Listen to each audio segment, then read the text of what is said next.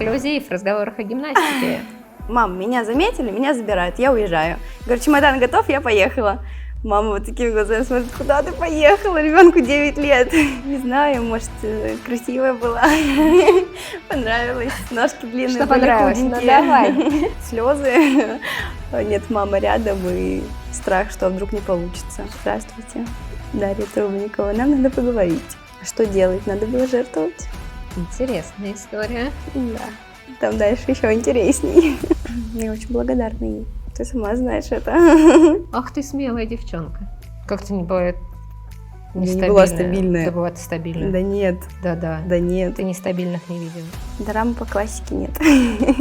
На что мы получаем втык. Вот я думаю, вы что, бесстрашные?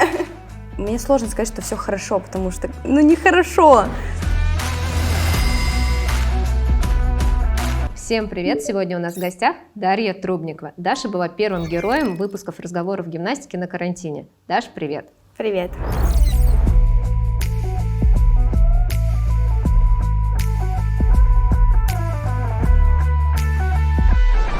Мне кажется, с того периода прошло уже более 2 лет, и мы уже все позабыли на самом деле о карантине. Да, наш первый выпуск был в эфире в Инстаграме в апреле 2020 года.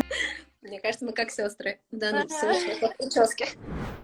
Вот, мы тогда были в Новогорске на закрытой базе. Карантин был настолько, правда, давно. И, кстати, ты первый гость, который пережил этот карантин и пришел к нам в гости. Но мы поговорим об этом попозже и начнем с самого начала. Ты современная гимнастка. Когда гимнастика уже стала медийной, и много информации есть и в Инстаграме, и в интернете, но совершенно нет информации, как ты попала в гимнастику. История очень интересная.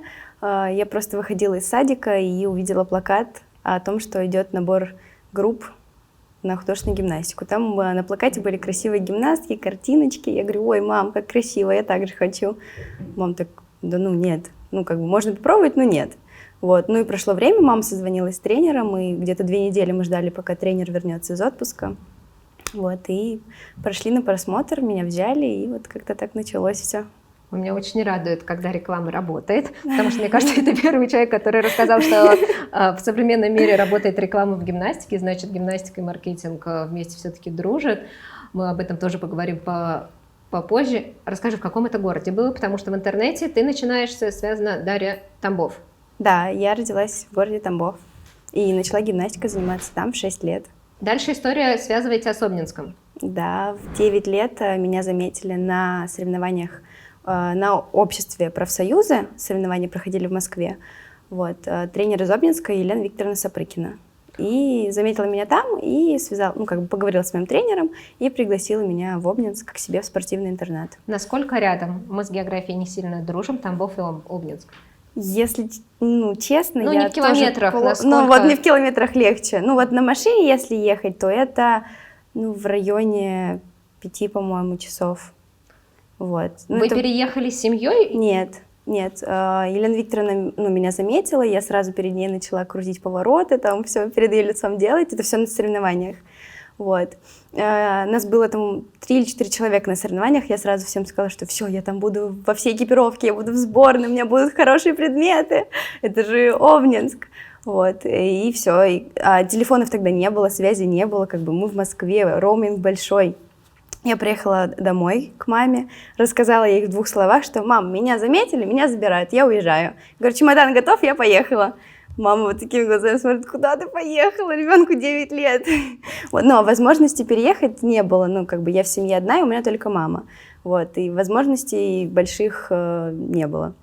Вот, мама поговорила с моим тренером, с Юльей Борисовной, что, как, все. И через некоторое время мы с мамой и моим двоюродным братом поехали в Обнинск знакомиться с тренером и смотреть, в каких условиях и что будет происходить. То есть для Тамбова переезд в Обнинск это считается очень круто, вау. Да, конечно. В Тамбове... Конечно, я честно... Для многих переход в Обнинск, что Обнинск, что любой другой город, что в Тамбов, для меня разницы нет. То есть для вас это был шаг к карьерной лестнице? Да, для меня это был огромный шаг, то, что меня заметили, что меня пригласили. На тот момент это было очень перспективное место, это был спортивный интернат. И там можно было жить? Да. Тебе 9 лет? Да. И ты спокойно говоришь: мама, да. Да. А мама? А мама говорит: закончишь 2 класс и поедешь. Ну, мы в апреле, по-моему, ездили знакомиться с Еленой Викторовной, посмотрели, где я буду жить, где тренироваться, потому что это в разных местах, ну, то есть там не как в Новогорске, спустился с 3-го этажа, и ты в зале. Вот. Это все-таки надо было ходить. Там 10 минут, по-моему, было от интерната до зала и школы. Мы все посмотрели, познакомились. Я сразу же хотела остаться, хотя вещей не было. Но мама сказала: ну, сейчас еще месяц поучишься в школе и переедешь. И вот 4 июня 2012 года я переехала в интернат. Как ты запомнила дату? Ну, вот так. Как-то отложилось хорошо. Кто бывает на обществах, понимает, что там выступают тысячи гимнасток. В среднем на общество приезжает там 400, 500, иногда 800 на некоторых обществах за 4 дня проходит гимнасток. Ты задавала себе вопрос? Или сейчас можешь задать вопрос, почему ты? Почему тебя выбрали? Нет, не задавала, но вот я сейчас смотрю, что сейчас очень много гимнасток выступает на обществе, вплоть там до вот таких вот крох 3-летних. На тот момент, мне кажется, не было таких правил и такого количества людей. Вот, поэтому, ну, насколько я помню, это было в Люберцах, там был зеленый ковер с такой желтой полосой, не как сейчас красная линия, а желтая была такая толстая линия. Вот. Но за ним можно было заходить. То есть ковер был зеленый, линия желтая, еще чуть-чуть зелененького было. И можно было заходить за желтую, но за зеленую уже нельзя. Вот. То есть, да, вот. Ну, вы параллельно цвета еще учили, да, пока выступали. Да. Вот, ну и как бы я не помню такого количества людей, как сейчас, вот, но хорошо помню, что я на одних из соревнований выступала также в Люберцах, плохо выступила, и тренер меня наказала, вместо тренировки посадила меня на скамейку, ну почему тогда это было наказанием, вместо тренировки посадила меня на скамейку весь день смотреть соревнования, и тогда выступали маленькие Яна Кудрявцева, Карина Кузнецова, вот мы в одном обществе как раз были. выпускницы профсоюзов. Да, Олеся Петрова. А сейчас ты задаешь вопрос, почему тебя выделили среди большого количества, даже в тот момент, все равно человек 300 участвовал на соревнованиях, ну, ты понимаешь, кажется, что тебя пригласили, а ты уже опытная гимнастка. Анализируешь, почему именно ты? Честно, нет, не анализировала никогда. Давай я тебе задам вопрос. Как ты думаешь, почему именно тебя? Ну, не знаю, может, красивая была, понравилась, ножки длинные, были худенькие. Ну, фактура, наверное, и трудолюбие. Ну, у меня всегда было... Трудолюбивая? Да, всегда было дикое желание, трудолюбие. Все тренеры подчеркнут, и работала со многими тренерами, да. Все тренеры подчеркнут, подпишутся под этой фразой, что Дарья Трубникова трудолюбива? Я думаю, что да. Мы можем в следующий раз спросить у всех твоих тренеров. Ты попала в Обнинск, это первый твой шаг, у тебя нет еще пока за спиной ярких побед. Ничего нет за моей спиной, лишь только город Тамбов и 3 года занятий гимнастикой. В Обнинске какие первые шаги? Слезы, нет мамы рядом и страх, что вдруг не получится. Все-таки ты почувствовала, что мамы нет рядом? Да, ну я, конечно, боевая, я с детства там была сама за себя всегда, там дома могла находиться одна и сама себя прокормить, потому что мама с утра до ночи работала, вот, но все равно как-то в другом городе, то есть как бы если ты утром увидел маму, вечером увидел маму, это одно, а тут ты каждый день без мамы, с новыми девочками, с новым тренером, в новой обстановке, это все-таки сложно было, но как-то вот Елена Викторовна так это вложила, так приняла к себе, что... Ну, что не особо чувствовалось, что я без мамы. Но при этом у тебя будут еще в жизни несколько переездов таких, да, которые знаковых в твоей жизни, и каждый раз, мне кажется, это будет с разным возрастом, и новые этапы, и новое значение тренеров, когда тренер уже и подругой станет, в какой-то момент заменяет маму. И тут юный возраст, и нынче они всегда были соревнования юные гимнасты. Юные гимнасты проводились одно время, по-моему, совсем юные девчонки там выступали. Сейчас там выступают гимнастки первого разряда. В 22-м году это еще и спецпоток 2012 года рождения. В твое время, ты сказала, ты на юных гимнастах выступала 3 раза. В моей жизни было 4 юных гимнаста. В 2012 был самый первый, в Иваново я заняла 12 место. Я еще тогда выступала скакалку. В наше время еще была скакалка. Ну, кстати, у меня это был один из любимых видов. Не знаю, почему многие не любят скакалку. Мне очень нравилось. Многие не видели ее. Современные дети просто не знают, что такое скакалка. Они только двойные умеют прыгать. И то не умеют. Вот. И я тогда потеряла в начале упражнения полупалец, и все упражнение делала в одном полупальце. Интересный опыт. Да. А обручи и без предмета я выступила хорошо. В 2013 был в Пензе я заняла 7-е место. В 2014 в Белгороде я уже выиграла его. И в 2015 был в Казани, я была 3-я. Как раз на этом юном гимнасте я была. Я очень помню хорошо, потому что битва была титанов, а решающим был 4-й вид. Шли вы в ноздрю в ноздрю. Не помню с кем, но я помню, что ты сделала 4-й вид настолько хорошо. Помню радость твоих тренеров, помню радость Москвы. Ты тогда уже выступала от Москвы, если не ошибаюсь. Да, с Екатериной Панковой. Да, и Москва, мы все были очень рады. Да, я была с Кристиной Телятниковой, была 1000-й разрыв, но вот булавы решили дело. Юные гимнасты, помнишь что-то об этих соревнованиях? Потому что это самый такой яркий период того возраста, того времени. Про 2013 год я уже рассказала, про 2014 я хорошо помню, что там сюрпризом ко мне приехала мама, потому что от Тамбова до Пензы в районе 3 часов ехать, вот, и ко мне сюрпризом в последний день приехала мама с большой посылкой еды, сухофрукты какие-то, там орехи, но это все можно было. Это было очень трогательно. Я выступила последний вид, такой, по-моему, обручный в тот момент, очень хорошо. Вот, Елена Викторовна такая, посмотри на трибуны, и мне оттуда мама машет. Я так заплакала, бросила этот обруч, полетела на трибуны. Это было очень трогательно. А если возвращаться к тренировочной действительности, в чем отличались подходы к тренировочному процессу в период, когда ты занималась в своем городе и в Обнинске, когда вот новый этап? Честно, я плохо помню наши тренировки в Тамбове. Единственное, что я очень хорошо помню, что во 2 классе я училась во 2-ю смену, и у нас начались нагрузки больше. Я утром тренировалась в одной школе, там, условно с 8:30 до 11, это где-то в центре города. Ехала в школу, училась, в 4, в 5 я где-то заканчивала школу, бежала домой, брала вещи и бежала на 2-ю тренировку. Это уже в Тамбове? В Тамбове, да. Ты уже была настолько, во-первых, самостоятельной, тебе еще 9 лет. Да, я ходила всегда сама в школу на тренировку. А самое интересное, что я в школу всегда ходила в пучке. И сама заплеталась? Это тоже Нет, такое? мама заплетала утром, да. И дальше в Обнинске, то есть подход к тренировочной... Или все продолжилось, просто усилилась нагрузка? Я думаю, что, я плохо помню, но все продолжалось, но да, действительно, уровень другой, и тренер другой, все другое, подход другой, и нагрузки другие. Чего я сказала? Юный гимнаст в твоей жизни достаточно, получается, яркое место занял, потому что показывает, как ты поднималась по ступенькам. По ступенькам, и как раз на юном гимнасте стала членом сборной России. Угу, да. Первая десятка, по-моему. Да. Это уже такие цифры. Да. Раньше все было по-другому. Как маленькие дети выходят на соревнования юный гимнаст? Хороший вопрос. Я плохо помню свои эмоции, что я переживала, я этого вообще не помню в детстве. Я когда приезжала к тренеру в Тамбов, она мне рассказывала всегда, что я когда была маленькая, там какие-то областные соревнования, у нас областные всегда проходили в большом зале. Вот.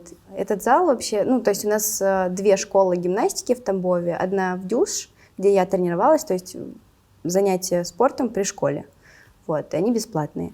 А была школа Антей, то есть такой спорткомплекс, где тренировки проходят платно. Вот, и область всегда проходила в этом Антее. И я никогда не готовилась на них, просто болтала. Я разминалась, надела купальник, стояла со всеми, болтала. Тут моя очередь, я выхожу, делаю чистую и выигрываю область. Я сейчас жалею, что у меня такого нет, что я могу поболтать, выйти и выиграть. Вот. Но я не знаю, как так было, как так получалось, но... То есть ты с детства, получается, очень... Но, видимо, дети в детстве не понимают, что происходит, как бы у них эмоции, просто что они выступают под музыку в красивых костюмах.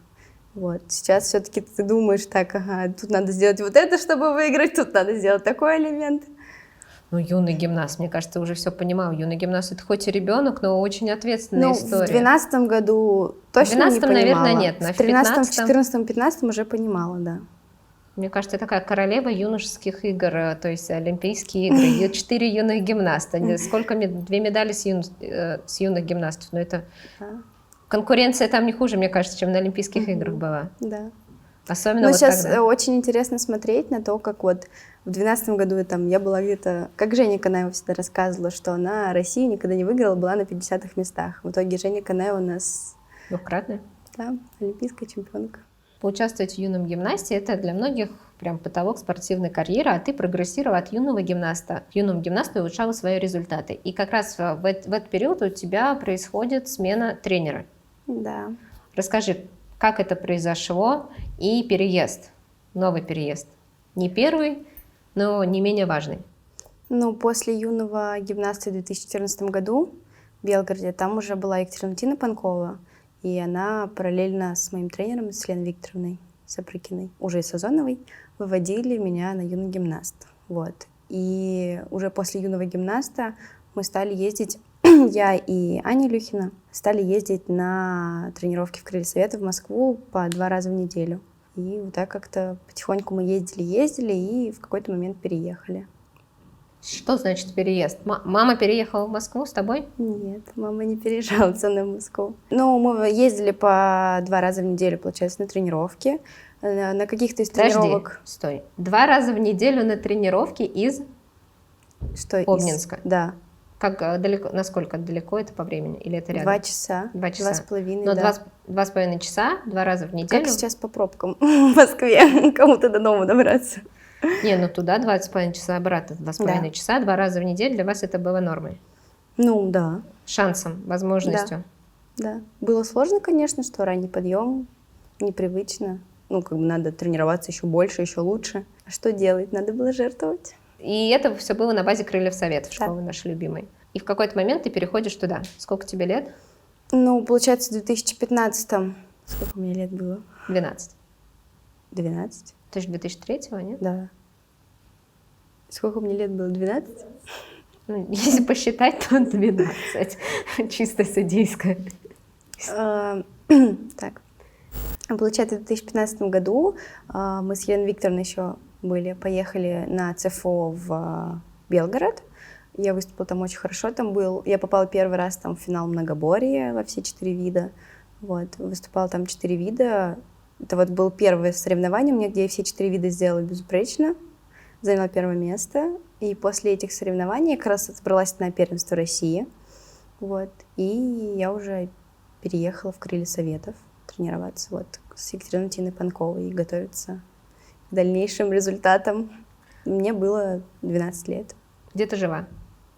С тренером из Крылья Советов, с Аленой Александровной Котоминой. Она приютила к себе. Ну, как бы мама переехать опять же не могла. Вот, и мы платили за проживание, питание вот у нее. Просто не такие бешеные деньги, как снять квартиру, но вот опять же так. Там кто-то еще из девочек был? Аня Илюхина. 2 человека нас было. Интересная история. Да. Там дальше еще интересней. Рассказывай. Такая фанатическая гимнастическая история, что тебя окружали настоящие фанаты своего дела, тренеры. И тренеры, которые тебя приютили, ну это что ж такой случай? Конечно, да. Я была самой большой фанаткой, потому что, я шла на это все, и мама. Большое спасибо маме, что она пустила меня в 9 лет. Ну, как бы, мне кажется, не каждый родитель решится на то, чтобы отправить своего ребенка 9 лет в интернат. Переход от тренера к тренеру сейчас уже, когда ты переходишь в одну из сильнейших школ Москвы, России, и я говорю честно, мира, наверное, все-таки Крылья Советов. Что-то по-другому, что-то как-то иначе, чем в Обнинске, или нет? Иначе, потому что там больше детей. Это школа Олимпийского резерва, опять же. Другие тренеры, другой подход, другие нагрузки, другие результаты, другие требования. Ну, все по-другому. Другие требования, например, что? Что ты услышала? Какое замечание в крыльях ты услышала впервые, что ты до этого не слышала? Замечания не могу сказать. Их было очень много. От того, что у меня подняты плечи, нету шеи и большая грудная клетка. Это было самое популярное замечание на тот момент. Но это ты и в Обнинске, наверное, слышала, нет? Да. Ну, а что другое? Нет, я к тому, что это было самое популярное замечание на тот момент. Что тебя в крыльях удивило? Расскажи, вот тогда по-другому задам вопрос. Менталитет, наверное. Менталитет людей. Что это я значит? только сейчас понимаю это. Там больше тренеров, это раз. Конкуренция внутренняя? Большая конкуренция, 2, да. Как бы, если у нас в Обнинске было условно 6 человек у тренера, то у Екатерины Валентиновны на тот момент, вот нас 2 приехало, у нее уже было 10 человек. То есть у вас была внутренняя конкуренция в группе? Да. И это было тоже. И надо было заслуживать внимания тренера. Ну да. Как строился график в твои, сколько тебе было, 12 лет? Помнишь примерно? Да, в 8:30 тренировка, до 12:30, до часу где-то была тренировка, был перерыв, потом мы шли на хореографию с 3 до 4. Вот, и потом, если мы что-то не успели сделать на первой тренировке, то мы доделали на второй. Со скольки лет ты в школе не училась? А, Ну, училась экстерном, то есть не было стационарных. Нет, я обычных. училась еще. Когда я переехала в Крылья Советов, меня перевели в московскую школу, я училась. Ты еще ходила туда? А как Да. в таком графике ты ходила? Ну, когда были выходные, ну, выходные иногда были в будний день, 1 раз в неделю. да.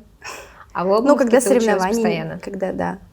То есть ты там училась в обычной Да. общеобразовательной Да. школе? Когда соревнований не было, мы учились чаще. То есть у нас была одна большая тренировка, мы шли учиться. Либо, наоборот, мы учились, потом шли на тренировку. Но прям совсем в школу ходить я перестала в 8 классе. Ну, это нормально. Ну да. Особенно, когда ты уже поняла, что гимнастика занимает в твоей жизни... Да я уже в 9 лет поняла, что гимнастика занимает все в моей жизни. Святые слова, это настолько редко, особенно сейчас мое тренерское сердце взывает этой фразе, что в 9 лет кто-то понимает, и это безмерно ценно, и безмерно круто, что родители тебя в этом не ограничили. Это опять моя душевная боль. Возможно, когда выйдет этот выпуск, у меня этой боли внутри не будет, но услышьте, пожалуйста, если ваш ребенок понимает, что в 9 лет гимнастика — это ее выбор, и у нее есть для этого все возможности, тело имеется в виду природные данные, то, пожалуйста, поддержите свою гимнастку. Да. Ну, ты уже звездочкой приехала в Крылья или нет? Нет. Ну, для Обнинска, может, я и была звездочкой. Для Для Тамбова Обнинска. я была звездой. Для своего тренера в Тамбове. А в Крылья нет. В Крылья там все такие, ну, Я грубо приехала сказать. и как раз Там таки много поняла, таких. что я совсем никто. И надо это все еще А там в это время на ковре кто был? На тот момент была одной из звезд Катя Матиевская. 2002 года девочка была очень хорошая. А вы, подожди, ты приехала в 15-м, Да. в 16-м, то есть это Олимпийские игры? В 15-м нет. Нет, в 16-м я имею в виду... В 16-м Олимпийский, там не было никого еще. Яны не было? Нет. Яна там же восстанавливалась. Нет? Но это же было когда? В сентябре? То есть Яны не было на ковре? Нет. Ну, когда я приехала, не было. Основными звездочками для тебя Крыльев Советов кто тогда был? Группа Екатерины Валентиновны, наверное, вот с кем мы тренировались: Алина Алиева, Лиза Костина, Катя Матиевская. Ну, они тогда были звездами общества профсоюза. Катя даже, по-моему, выигрывала юный гимнаст по 2002 году. Как долго ты задержалась в Крыльях? Ну, в Крыльях я была, получается, вот в 2014-м я ездила на тренировки, и в 2016-м, в августе, мы, Екатерину Валентиновну позвали в ЦОП, Центр олимпийской подготовки, позвали работать туда. Вот, И вы всей группой перешли, Да. если я не ошибаюсь. Да. Ну, Екатерина Валентиновна, насколько я знаю, поговорила со всеми девочками, кто был готов переехать. Переехали. Ну, на первую пробную тренировку пришли туда все. Нас было, мне кажется, в районе 20 человек. Девочки потом рассказывали, что, говорят, мы тренируемся спокойно, а в ЦОПе же 2 ковра всего. И заходит такая армия из Крылья Совета на тренировку. Но я помню тебя и помню Екатерину Валентиновну. Да. Помню, была Москва, и ты уже была такой юной звездочкой, уже все знали Даша Трубникова уже. И Москва была в зале на «Динамо», и ты, по-моему, травмировала там мизинец. Или что-то на ноге, что-то там, какая-то там была. И Екатерина Валентиновна прям, конечно, она очень требовательный тренер, но насколько она тебя опекала, насколько она берегла тебя вот в какой-то именно... То ли в зале было холодно, то ли ты ударилась. Я помню этот момент, все вокруг тебя собрались. Почему-то вот... Это, мне кажется, была майская Москва, но Да. это был не мизинец, это была стопа. Вот что... Я не помню. Я помню У меня- ощущение, что за тебя все Да, переживали. но меня тогда сняли с соревнований. Да. Я выступила один вид, и меня сняли, потому что я не могла наступить на ногу. Ну, у меня до соревнований болела нога, но мы особо не придавали этому значения. Вот, я пошла выступать, говорю, я буду выступать. Я сделала один вид, и потом не могла наступить на ногу. Вот. Мы начали делать МРТ, ну, нет, потом после Москвы это были майские праздники. Вот. Точно, это была командная Москва, тогда я ее У нас хорошо было помню. 2 выходных, я отдохнула, пришла на тренировку, думаю, ну, все в порядке, нога прошла. И она не прошла, она стала только больше болеть. Мы начали выяснять, делать МРТ, и оказалось, что у меня образовалась киста. Это как раз связано с твоей операцией? Да. Теперь у меня все срослось. Тогда с этого места, подожди, сколько тебе лет? 12. 12 лет. 2015 год, Точно, да. 12 лет. И тебе делают операцию? Да. У меня на тот момент приехала мама, чтобы сделать все документы, чтобы подготовить все, и чтобы мне смогли прооперировать, потому что я несовершеннолетняя. Оперировали здесь, в Москве? Да. Кто был рядом, кто помогал восстанавливаться? Ну, мы-то думали, что как бы это киста, ничего страшного, как бы меня прооперируют, я через 2 дня домой уеду. Я еще 2 недели лежала в больнице. Хорошо, что на тот момент не было никаких пандемий, был спокойный вход. Вот, и Екатерина Валентиновна приезжала по 2 раза в неделю, по 3, привозила мне продукты, какие-то там разукрашки, книжки. Вот, а так я там лежала, восстанавливалась. Сложный был для тебя период или нет? Ты со Да. своей детской...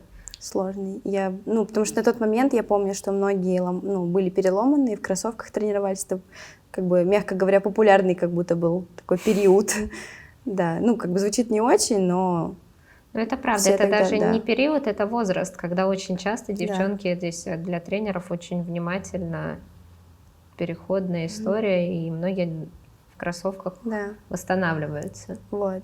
И я боялась, что все закончится, и я уеду обратно. Но я боялась, что я не восстановлюсь. Хотя как бы не прям страшная была операция, но все равно. Когда я не могла спать, повернуться от того, как больно, потому что нога была вот такого размера. А тебе убрали кисту? Большая Да. киста была? Сказали, что нужна операция, потому что дальше она могла либо лопнуть, либо мешать костям, мышцам, У меня просто у связкам. гимнастки была тоже киста, и мне из-за этого я здесь со своей такой личным интересом, насколько, как долго восстанавливалась. Месяц, мне тебе повезло, кажется. что это было летом, да? Да, это было в лето, очень 23 числа, 23 мая у меня была операция. Я 2 недели, получается, еще восстанавливалась в больнице. Самое страшное было, что я не хотела брать костыли. Я проснулась после операции, после наркоза. Я сказала, я костыли не возьму ни за что в жизни. Галочка была, потому что с Да. инвалидностью все это Да. связано. Было страшно. Я тебя понимаю. Пройдя 3 операции, первый раз вставать на костыли, кажется, инвалидное кресло, это все вот Да. из каких-то рамок своих, которые, это страшно. Да, и я весь день лежала, и на следующий день у меня была перевязка. И мне от палаты до перевязки, было вот так. Я сказала, я костыли не возьму, я пойду. Я не могла наступить на ногу, я прыгала на одной ноге и шла по стеночке. Потому что врачи вообще это очень не любят. Да, меня начали ругаться, я сказала нет. Потому Я что начала нога. истерику и сказала, что я костыли не возьму. В итоге пришлось смириться, и меня уговорили, я взяла костыли, потом бегала на них. Один раз, правда, чуть не упала. А долго на костылях? 2 недели. 2 недели все Да. ты. И потом уже было восстановление полностью. Да. Очень было страшно что-либо делать, я боялась, что опять заболит, опять будет больно. Но потихоньку, постепенно, как-то быстро прошла реабилитация. Кто был рядом? Екатерина Валентиновна.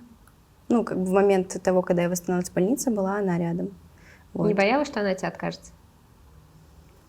Нет. Или уверена была? Я была уверена, потому что она проявляла заботу. Она приезжала, поддерживала. Она была в момент операции рядом, потому что мама не смогла. Это очень круто. Я очень благодарна ей. Вернемся к твоему переходу в Центр олимпийской подготовки. Эта тема мне близка. Знаю. Ты часто, кстати, в своем инстаграме публиковала очень теплые слова Тани Горбуновой, Татьяны Игоревны. Я, кстати, всегда стеснялась спросить, что вас связывает.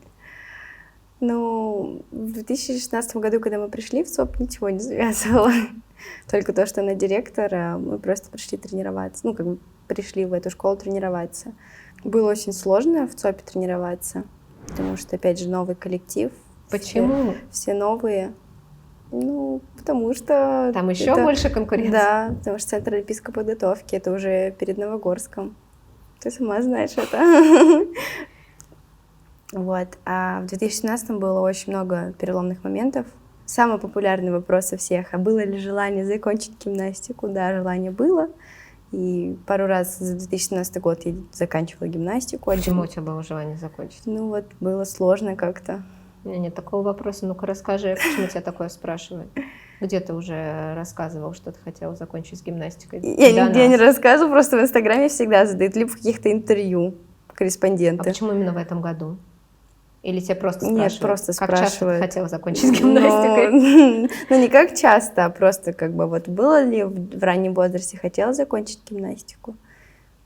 И ты можешь сказать, что было? Вот такие вопросы были. Но если было, то в 17-м, правильно? Да, в 17-м, да, раньше не было. Хорошо, расскажи, почему. Хорошо, значит, ты кому-то отвечала до нас. Давай. Так, я уже поняла, что ты где-то кому-то рассказывала, что в 17-м году хотела закончить с гимнастикой. Расскажи нам что-нибудь поподробнее и поинтереснее, почему в 17-м ты хотела закончить. И, кстати, вопрос начался с того, с Татьяны Игоревны Горбуновой. Откуда, ну, правда, в Инстаграме очень часто ей посвящала посты в сторис. Я всегда стеснялась спросить, что вас связывает. А сейчас не стесняешься? Нет. Не, ну в Инстаграме там ничего было спрашивать, а тут я могу задавать все вопросы. Так что, кто хочет задать вопрос, можете написать мне в директ. Ну, 2016 был каким-то переломным моментом, очень сложным, тяжелым. Из-за того, что мы только перешли в новую школу, мы выступаем теперь за еще одну сильнейшую школу страны, Москвы. Был момент, когда я хотела закончить, прям все, я позвонила всем, и Екатерина Валентиновна сказала, звони. Ну, тогда Вера Николаевна нас шатально курировала. Ну, то есть она на тот момент была в ЦОПе с девочками, и она говорит, звони Вере Николаевне и говори, что ты заканчиваешь. Я говорю, хорошо. Так, для непосвященных Екатерина Валентиновна и Вера Николаевна друзья, подруги очень близкие, Да. и они работают часто в тандеме. Ну, И сейчас они в тандеме да, работают. очень-очень давно, так как Олеся Петрова, это одна из первых гимнасток Екатерины Валентиновны, которая тренировалась у Веры Николаевны И Шаталиной. они очень близкие подруги, просто чтобы Да. люди понимали, почему ты должна была звонить Вере Николаевне. И все ли гимнастки в ЦОПе, которые хотят закончить, должны звонить Вере Николаевне. Нет, это потому не что все. работает команда в тандеме, они Да. много времени проводили вместе, несли ответственность за детей, из-за этого именно поэтому надо было позвонить Вере Николаевне, Да. а это все-таки определенный такой барьер, мне кажется, позвонить Да, Вере Николаевне, потому конечно. что позвонить Вере Николаевне это ого-го, как нелегко. Да, но я позвонила. Ах ты смелая девчонка. Я позвонила, сказала, Вера Николаевна, я не хочу больше тренироваться, я устала. Вот. Ты еще и бесстрашная. Ну, чуть-чуть. Вот. Но она поговорила со мной, что случилось, почему, как. Вот. И, ну и все как-то. И я говорю, хорошо, я подумаю. То есть она не приняла твою просьбу о завершении спортивной карьеры? Нет, не приняла. Но она меня поддержала, успокоила, поговорила. Вот, ну... И сказала завтра на тренировку. Ну да, но я не хотела. Вот, ну и так дошло до Татьяны Игоревны Горбуновой. Вот. Но до этого момента мы уже один раз там, Екатерина Валентиновна говорила Татьяне Игоревне, что там мы плохо себя ведем. Вот, мы поднимались в кабинет к директору, это было очень страшно, это был мой первый приход к директору в кабинет. Так Вот. вы познакомились близко? Нет. Нет? Нет. Ну, то есть она нам, что случилось, почему вы там плохо себя ведете. Вот, я не помню почему, но было такое. Вот, ну и потом в следующий момент, вот когда я поговорила с Верой Николаевной, и на следующий день я пришла на тренировку, я сказала, что я не хочу. И Екатерина Валентиновна сказала, ну иди собирай вещи, уезжай. Я говорю, хорошо. Я собрала вещи из зала, пошла на квартиру, ну, а из ЦОПа на квартиру идти 3 минуты. Вот. Я прихожу на квартиру, и там Татьяна Игоревна. Здравствуйте, Дарья Трубникова, нам надо поговорить. Ну и вот так вот у нас разговор длился 4 часа. Не буду говорить, о чем был разговор, как так получилось. Ну, у нас 4 часов нет. Но у нас как-то сплотилось так, и получилось, что вот мы почувствовали друг друга, и случился тандем. И вот с этого момента мы сблизились. Ну и благодаря ей я осталась В спорте. в спорте, в Москве, тренироваться в ЦОПе. Я даже после этого 4-часового разговора пошла в зал тренироваться. Так, сейчас мне немножко понятнее становится твоя история. Скажи, пожалуйста, сколько прошло с того разговора с Татьяной Игоревной до твоего нового перехода? Сколько вы еще проработали вместе с Екатериной Валентиновной? Разговор был в апреле 2017-го, а переход состоялся в июле 2017-го. Мало, 3 месяца. 3 месяца, причем без соревновательных особо. Соревновательные. После этого разговора как раз и пошел накат соревнований. То есть обычно у нас было 2-3 старта в год. Это первенство, отбор Москва, да. Отбор на первенство России основной, Майская Москва и как бы Надежда России, если ты на них попал.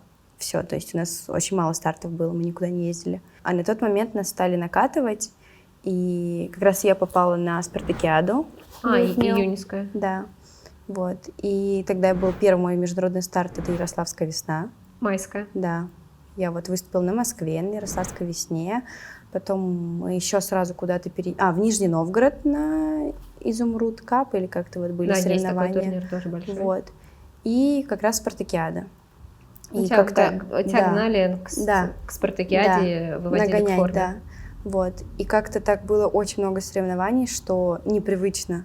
Так это все вымотало, выбило, что мы все молились, чтобы скорее была эта спартакиада, и мы пошли отдыхать. Но на спартакиаде я выступила довольно прилично, там я была 5-я, по-моему. Вот. И Ирина там посмотрела протоколы, списки, посмотрела видео и отобрала меня на крупный уже международный старт в Израиле, в Холон. Тогда надо было собрать команду из 4 человек. И она посмотрела по протоколам, по видео, по результатам. И вот в команду, получается, в Израиль попала я, Юля Кутлаева, Настя Сергеева и Аня Страшко. Но Аня Страшко тогда попала в последний вагон. Хорошо это помню, потому что она была, я не знаю, на каком месте она была, но попала по результатам девочка из Питера. А так получилось, что у девочки были куплены билеты в отпуск. И она улетела в отпуск, да. И, получается, следующая была Аня. А это был юниорский турнир, правильно? Да. Вот. И мы прилетели. Я уже знала, то есть девочкам уже сообщили, а они мне передали, а мне никто не говорил, что я поеду дальше. Мы в это не верили, мы прилетели в Москву и такие, ура, наконец-то все, отдыхать. Я говорю, мама, бери билет, я еду к тебе. И тут нам сообщают, что в понедельник тренировка. Мы прилетели в субботу вечером. Вот, а Израиль в каких датах был? Через, по-моему, 2 недели. То есть еще 2 недели тренироваться, терпеть, все. Вот, и я очень не хотела. Прям очень, я помню этот момент. Вот. Но потом желание появилось. Наверное... И в июле в Израиль ты полетела? Нет, не в июле, в июне. Это было в 20-х числах июня. Это с Екатериной Валентиновной? Да, с Екатериной Валентиновной, но я думаю, единственное, что помогло мне собраться и появить желание туда полететь, это Татьяна Игоревна, опять же. Потому что если бы она туда не полетела, я бы не смогла без нее. На тот момент как-то было так, что только она меня подталкивала и давала какую-то уверенность, веру и... То есть ты обрела в Татьяне Игоревне подругу? Да, близкого человека, который помогает, поддерживает. Как выступила в Израиле? Хорошо. То есть 4 человека, и каждый делает по 2 вида. Вот. И в первый день был обруч мяч, а я делала булавы ленту. На тот момент это были какие-то козырные виды для меня. Я, получается, соревновалась в нашей команде в одном виде с Аней Страшко, в другом виде с Настей Сергеевой, по-моему. Вот. Оба вида я выиграла. Я в булавах. И самая интересная история была, что я в первый день не выступала, только тренировалась. Девочки, и выступала Юля, Аня и Настя как раз. Юля делала 1 вид, Настя 1 вид и Аня 2. И Ирина была немножечко не в духе, потому что кто-то, по-моему, групповые очень плохо выступили. Вот. И мы как раз, и мы шли, Ирина шла в зал, чтобы на тренировку групповым, а мы как раз из зала уже с тренировки. Вот. И Ирина нас встречает такие, ну что, курицы, обосрались. Мы вот так стоим, девочки, надо повернуться. Поворачиваемся. Я такая, ну что, как вы выступили? Юля такая, я хорошо, я первая, 2 июля, по-моему, или 3 была. Вот. Настя такая, Ну, я тоже хорошо, там только в обруче потеряла. Там, она такая, ты Страшко, ты хорошо выступил, да. Она говорит, а ты что? Я говорю, я еще не выступала, я только завтра. Она такая, ну ладно, давай там выступай. Вот. Ну, я хорошо выступила, я потеряла в булавах только в конце, в самом. Вот. Но мне на тот момент это как бы особо не влияло, я выиграла булавы. Вот. Я даже как сейчас помню, я была с Кристиной Пограничной в финале с булавами и с Настей Салас. Известно именно в художественной гимнастике мировой. Да. Вот. И в ленте я тоже, по-моему, или в ленте кто-то из наших был, по-моему, не помню, честно. По-моему, 3 медали было золотых. И еще в команде мы стали первые. То есть это был первый международный турнир твой? Да. И, это почему-то ассоциировалось с чемпионатом Европы, потому что Европа в 16-м была в Израиле. Европа ассоциировалась. Тоже юниорочки по 2 вида, да. Вот эта вся схема. Да, и зал так оформлен был очень похожий. И вот как-то это было очень прям ответственно. Страшно было, говорят, вот выходить, особенно юным гимнасткам, первый раз на большую трибуну, когда особенно скандируют имена, там кричат «Россия». Но я однажды в интервью у Яны Кудрявцевой услышала, что на международной арене выступать легче, чем на всероссийской. Я сначала не понимала, в чем тут подвох, почему она так считает. Когда я выступила в Израиле, я поняла ее слова и приняла к сведению, что на международной арене выступать легче, чем Разъясни в России. нам, людям, которые не выступали на международной арене. Во-первых, наверное, с судейства все идет. Вот. Что такое? Азиза, не надо тут. Я не буду в судейство выдаваться. Все, просто судейство. Судейство, хорошо. Вот, ну и поддержка публики. Очень хорошо поддерживали. То есть если в России... полная трибуна ты имеешь в виду? Да, полная трибуна, и все очень дружелюбные встречали и поддерживали. Конкуренции меньше, наверное. Ну да. Такая внутренняя, особенно психологическая какая-то такая история. То есть там мы выступаем от России и все вместе в команде. То есть мы особо между собой не соревнуемся, только с другими странами. Вот. А в России мы все-таки соревнуемся между... Определенное напряжение есть. Да.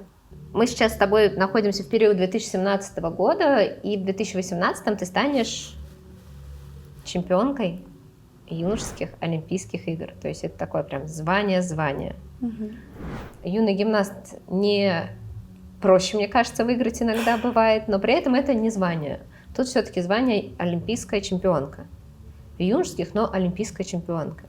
Давай поговорим про этот путь, какие решающие шаги были сделаны на этой дороге, скажем так. В Кисенкрай ты будешь сидеть уже с Аминой Васильевной Зариповой, правильно? Да. Как произошло, что в 2017 году на турнир в Израиле ты едешь с Екатериной Валентиновной, и через год ровно, верно? Да. Ну, не ровно, там 1,5 года. Примерно. Да.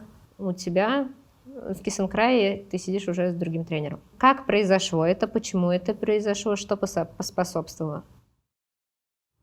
Амина Васильевна после Олимпиады в Рио, насколько я знаю, помню, отдыхала от спорта и занималась семьей. А девочки ее тренировались в ЦОПе. Там, было сколько? 4 или 5 человек у нее тогда. Вот, с Яной Лукониной. И в один момент, вот летом 2017 года, когда я вернулась из Холона, часть нашей группы Екатерины Валентиновны была на сборах у Амины Васильевны в Нижнем Новгороде. И я попала лишь на 4 дня. Вот. Ну и как-то вот они там сдружились, познакомились, начали очень хорошо и тепло общаться. Из 5 человек получила только Екатерина Валентиновна и еще одна девочка. Вот. И получается, на сборы к Амине Васильевне я не попадаю. Мы в этот момент отдыхаем. Потом Амина Васильевна возвращается из Латвии со сборов и начинает работать в ЦОПе. И как раз в тот момент Екатерина Валентиновна в ЦОПе, и мы в ЦОПе. И Амина Васильевна просто смотрела музыку на новую программу своим девочкам. Вот. И как-то слушала музыку, смотрела на девочках и такая: о, вот это клевая музыка, давай Даша попробуем. И говорит: Даша, иди сюда, давай попробуй, поделай упражнения, там поделай что-нибудь, потанцуем и посмотрим. Ну и так вот она выбрала 2 музыки мне на упражнения. Просто чисто случайно. Ты хотела перейти? Вот. Я даже не предполагала, что это состоится. Все-таки Екатерина Валентиновна, Вера Николаевна, у них одно целое, у них коллектив. Это было ближе, потому что мы к Вере Николаевне вернусь назад, в 2015 году ездили пару раз в Новогорск на тренировки. Самое интересное, что мало кто знает, в 2015 году в 2016 я учила упражнения Дина, веренные с обручем. Вера Николаевна дала добро, музыку, и я учила и выступала. Какую программу? Обруч. Обруч Дина я делала. Не прям копия, но дорожки и какие-то какая фишки. Программа была? Я поняла, что обруч Дина, я не помню, какая 15-го года. Я не помню, что там было. Где-то на белом свете. И ты с ней выступала? Да. Мы просто какие-то фишки, которые я не смогла выучить, убрали и вставили мои. Вот, и так давай. Класс. И, я про переход к аминосилам вообще даже не предполагала, у меня вообще в мыслях не было. И все. И потом Амина Васильевна говорит: ой, давайте попробуем составить у Зиновки Ирины Борисовны. Я говорю: как, это же вообще невозможно. Где я и где Ирина Борисовна? Вот. Но Амина Васильевна договорилась, и я на мяч и еще какой-то вид и обруч ездила в Новогорск к Ирине Борисовне. И как раз в один из дней я попала, когда у девочек была контрольная тренировка и подготовка к чемпионату мира. Вот Ирина Санна была на связи, девочки в зале. Мы так с краешку составляли. Я думаю, когда-то же я тоже здесь буду, надеюсь. Ты мечтала? Да. Ты уже забыла о том, что хотела закончить. И о чем мечтала, занимаясь в тот период? Попасть в Новогорск. Вот. И мне составили, и как раз уже на тот момент, когда мне составили, прошло, не знаю, мне кажется, недели 2, девочки Амины Васильевны пошли на отдых, а она ко мне к 10 утра приезжала на Ясногорскую. Это еще одно отделение МГФСО. Вот. Так как ЦОП был закрыт на ремонт по-моему, да. Вот. И мы тренировались на Ясногорской, и мы уже отдохнули. И Амина Васильевна приезжала ко мне с Ириной Валентиновной разбирать программу. То есть они в тандеме работали? Да. Екатерина Валентиновна мой тренер, Амина Васильевна просто во мне заинтересована и помогает мне в развитии и в очищении программы. Как это видит она. Я уже в целом взрослая, но я все равно не вижу, не понимаю того, что я могу оказаться у Амины Васильевны. Я вижу, что она помогает, она много работает, вот, но нам никакой информации о том, что они будут в тандеме, еще что-то, не говорили. И тут в один момент Амина Васильевна, это был август, Амина Васильевна уходит в отпуск и оставляет там 2-3 человек с Екатериной Валентиновной Панковой. Видимо, у них какая-то договоренность. Вот. И мы едем на сборы в Чехов.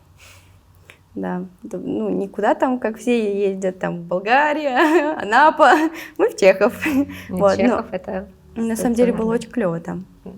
Очень. Да, правда. Вот. И мы тренируемся там 2 недели, возвращаемся в Москву и начинаем тренироваться. 2-3 человека от Екатерины Валентиновны остаются с Аминой Васильевной, а Екатерина Валентиновна уезжает на чемпионат мира в Италию. В сентябрьский. Да. Вот. И мы остаемся с Аминой Васильевной и начинаем с ней тренироваться. Прям тренировались, все, она тренировала как свою гимнастку уже, все.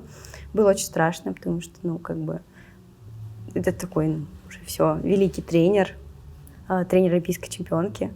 Который только что в Рио там сидел. Да. Кисенкрай. Да. Вот. Было очень страшно, потому что, одно нелепое движение, там еще что-то, боишься потом потерять, еще что-то. Но был у меня такой один момент, когда у меня в обруче не получалась какая-то эмочка. Вот, Амина Васильевна меня начала чуть-чуть ругаться. Я так чуть всплакнула. Вот. Такая: все, будешь плакать, иди отсюда. Вот. И так отошла в сторону, пыхтела, там стояла, делала эту эмку, она увидела, такая: ладно, молодец. И все, и потом вернулась Екатерина Валентиновна, и в один момент она мне просто написала, что у нас была общая группа в WhatsApp. Общая с кем? Екатерина Валентиновна, ее детей, ее группы. Вот, и она написала, что все приходят там условно к 12, Даша, ты приходишь в такое время, в которое скажет Амина Васильевна. Я не понимаю, как это, я говорю: вы же мой тренер, почему я должна к Амине Васильевне? Ты задала вопрос такой? Да. Я говорю: как так? Вы же мой тренер, почему я к Амине Васильевне? То есть прям в общий чат? Нет, в личное сообщение. Вот. На что она мне сказала, что это для твоей дальнейшей судьбы. Я не очень поняла формулировки. То есть понятно, что, возможно, меня хотят передать, еще что-то. Вот, но не более. Слов больше не было сказано никаких. Вот. И все. Я на следующий день прихожу на тренировку в другое время, к другому тренеру, с другой командой. Вот. И Екатерина Валентиновна оставила меня с Аминой Васильевной, отработала с девочками и ушла.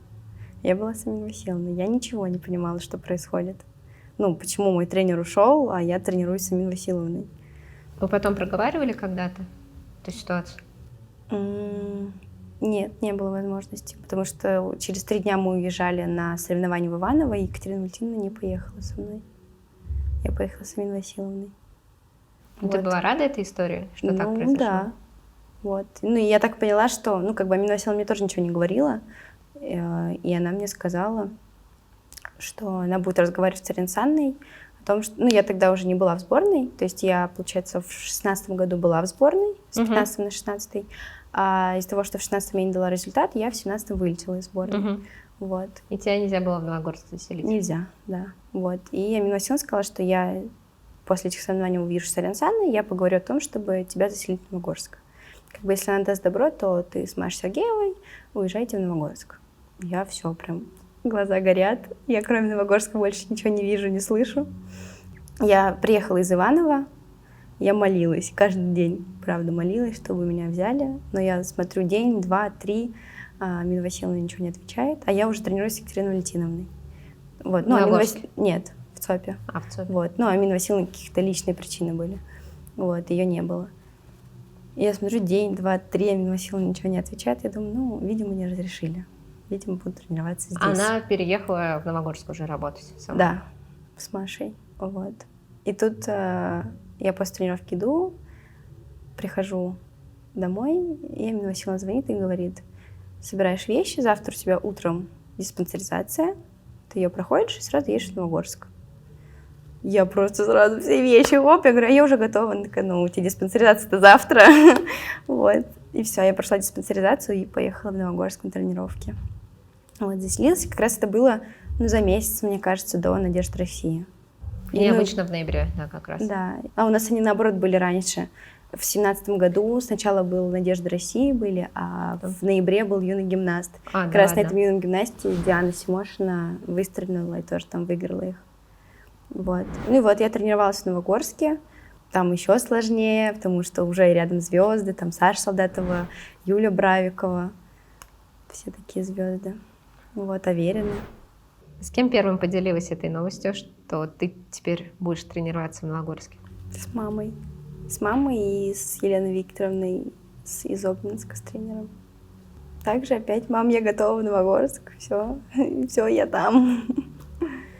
И что там в Новогорске? Какой это первый день в Новогорске? Это часто наш вопрос. Ну, это было после диспансеризации, это было очень сложно, ну, всегда. То есть многие спортсменки, которые проходят УМО, они знают, каково это после. Зрачки у тебя огромные, сил нет от велосипеда. Ну, Амина Васильевна, так, щадящий режим, ну, как бы все равно надо же готовиться к соревнованиям. Мы делали под музыку, но в таком щадящем режиме. Но было страшно, потому что зал на тот момент был пустой, потому что после чемпионата мира все отдыхали. Вот. Ирины Санны не было. Ну, были так вот, как бы, запасные гимнастки, там, следующие номера после основы. И было страшно делать при них, потому что звезды, как бы, ты думаешь, блин, они же все умеют, все делают, а ты тут никто приехал, ничего не делаешь, ну, как бы, ничего такого не умеешь. Вот, как они посмотрят, а вдруг они начнут о тебе говорить, что ты там плохая, что ты тут вообще делаешь. Но я помню, что я делала булавы на ковре, мы были на ковре групповых, ну, а чаще всего в Новогорске как бы вот один ковер групповых, сейчас уже такого нет, но раньше вот, когда я пришла, уже еще было, что вот один ковер групповых, где Ирина Санна сидит, и вот здесь уже личница. Вот, и мы были как раз на дальнем, потому что он был свободен. Там было очень скользко, потому что кровельщики всегда свечка трут. Надеюсь, они этот выпуск не посмотрят. Вот. И я наступила в свечку, и мне было очень скользко, у меня были такие козлики в булавах, и я так наступаю на второй козлик, и просто мне нога слетает, я так носом. Я думаю, так, никто не видел, Амина Васильевна. Все запомнили меня, такой мой первый день. Ну, в зале было мало человек, не знаю, может, кто-то и увидел, но вот Амина Васильевна увидела. Сразу такая, ты жива, ты нос не сломала. Я говорю, нет, все нормально. У меня сразу так вот трясти начало, потому что страшно, блин. Сейчас еще из этого падения выгонят обратно. Я помню один такой сложный момент, когда 2 недели прошло. Ну, хорошо, что я с Машей Сергеевой была знакома, вот, довольно хорошо. И я жила с ней, как бы она вот была таким моим звеном, да, проводником, звеном, который за мной отвечала и с кем мне было комфортно. Потому что если бы я попала туда одна, ну, было бы намного сложнее, чем в том же Обнинске. Но каждый твой переезд, ты опять становилась самой младшей в группе? Правильно я понимаю или нет? Ну, Вот в получается, Обнинск да. приехала В Обнинске младшая, самая младшая, да. дальше С переезжаешь в Крылья Крылья, приехала опять самая младшая. да. Переезжаешь только вроде бы возросла, вроде бы сейчас должна немножко диктатуру малышам рассказывать, как жить здесь надо. И Ну, опять Новогорская, и опять самая да. младшая. Ну, да, на тот момент, в 2003 года в Новогорске, ну, то есть тоже никого не было. То есть на тот момент, где-то через месяц после меня, переехала туда Настя Сергеева из Питера. Вот, и больше никого не было 3-го года. Ну, а Амина Васильевна в группе была девочка 3-го года, Катя Чаплина, но она в Новогорске тогда не тренировалась. Ну, вот были «Надежды России» в октябре месяце, и как раз это вот большой крупный старт был с Аминой Васильевной. Первый крупный старт был с Аминой Васильевной. Я его выиграла. Мы тогда делали каждый день по одному виду, и я так прошла хорошо, чистенько, ладненько. Хотя я всегда была нестабильная. Как-то не бывает Я не была нестабильная. стабильная. Да бывает стабильная. Да нет. Да-да. Да нет. Ты нестабильных не видела. Это будет в черно-белом, да.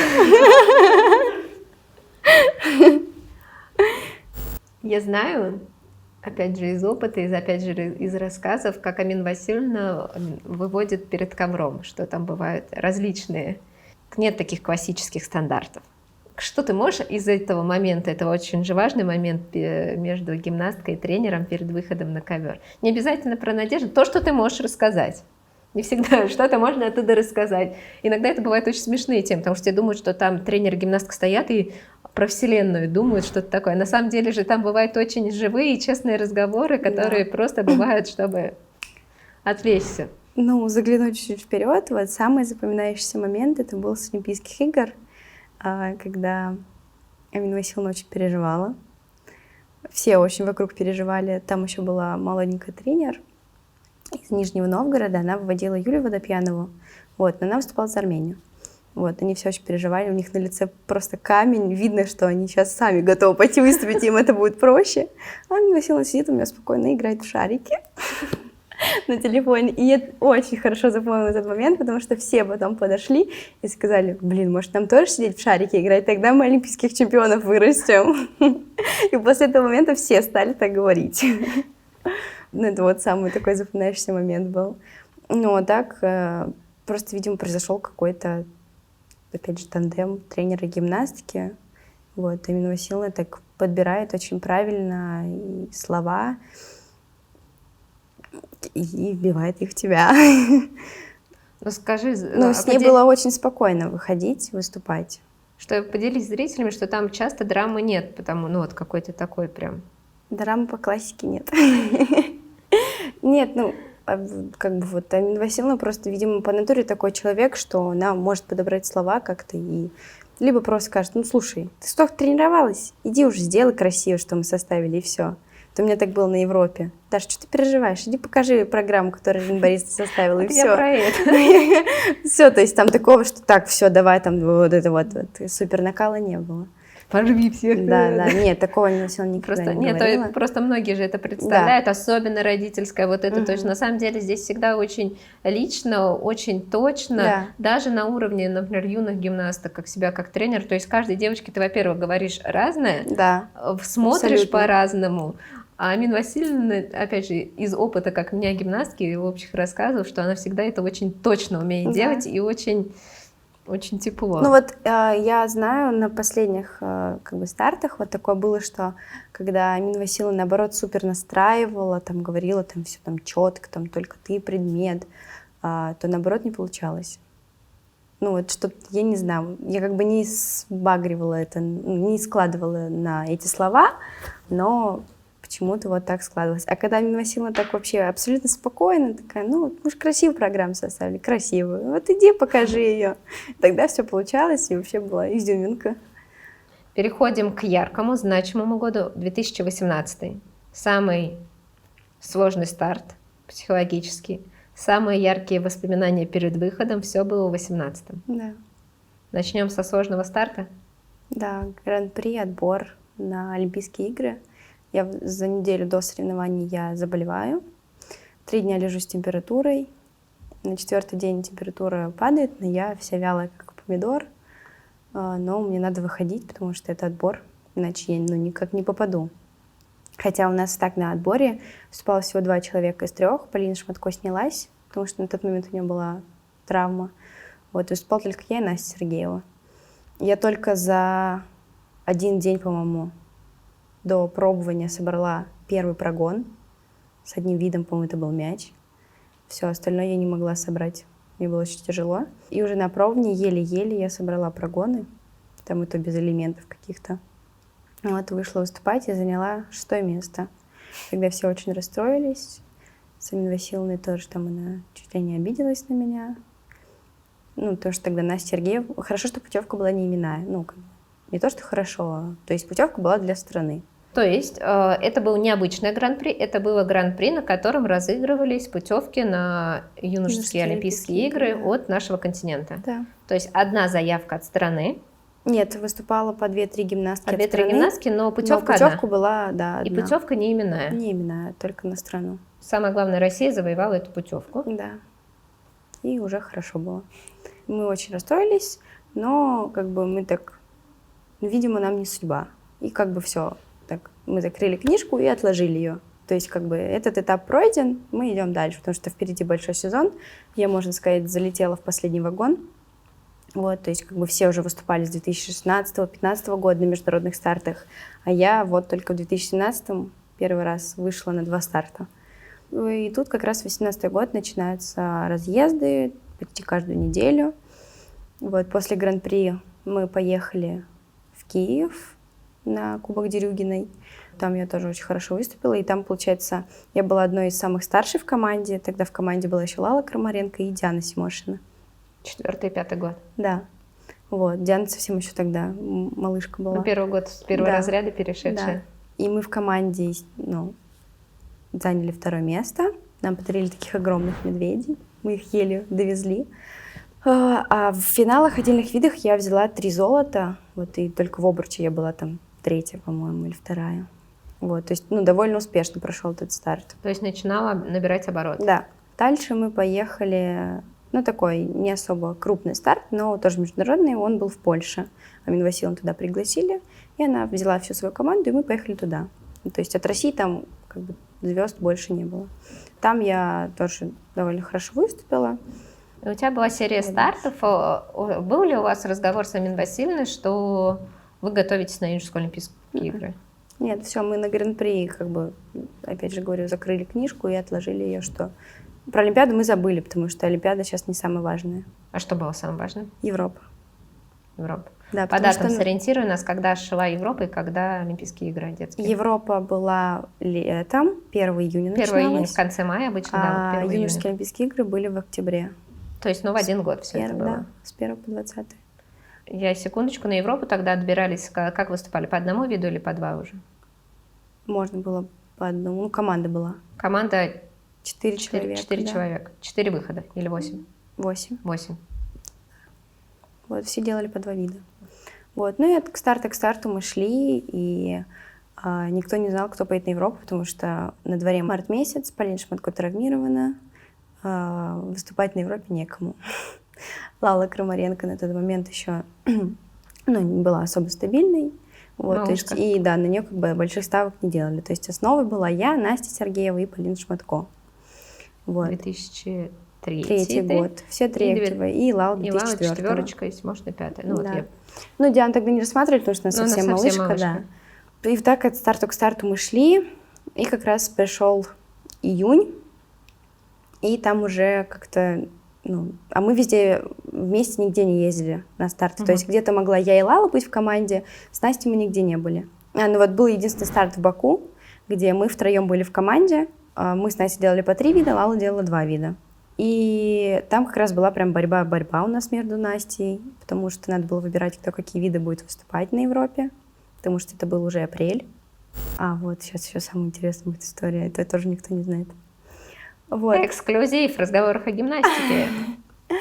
Там мы выступаем, все хорошо, как бы довольно прилично. Там где-то я выиграла, где-то Настя, команду мы выиграли.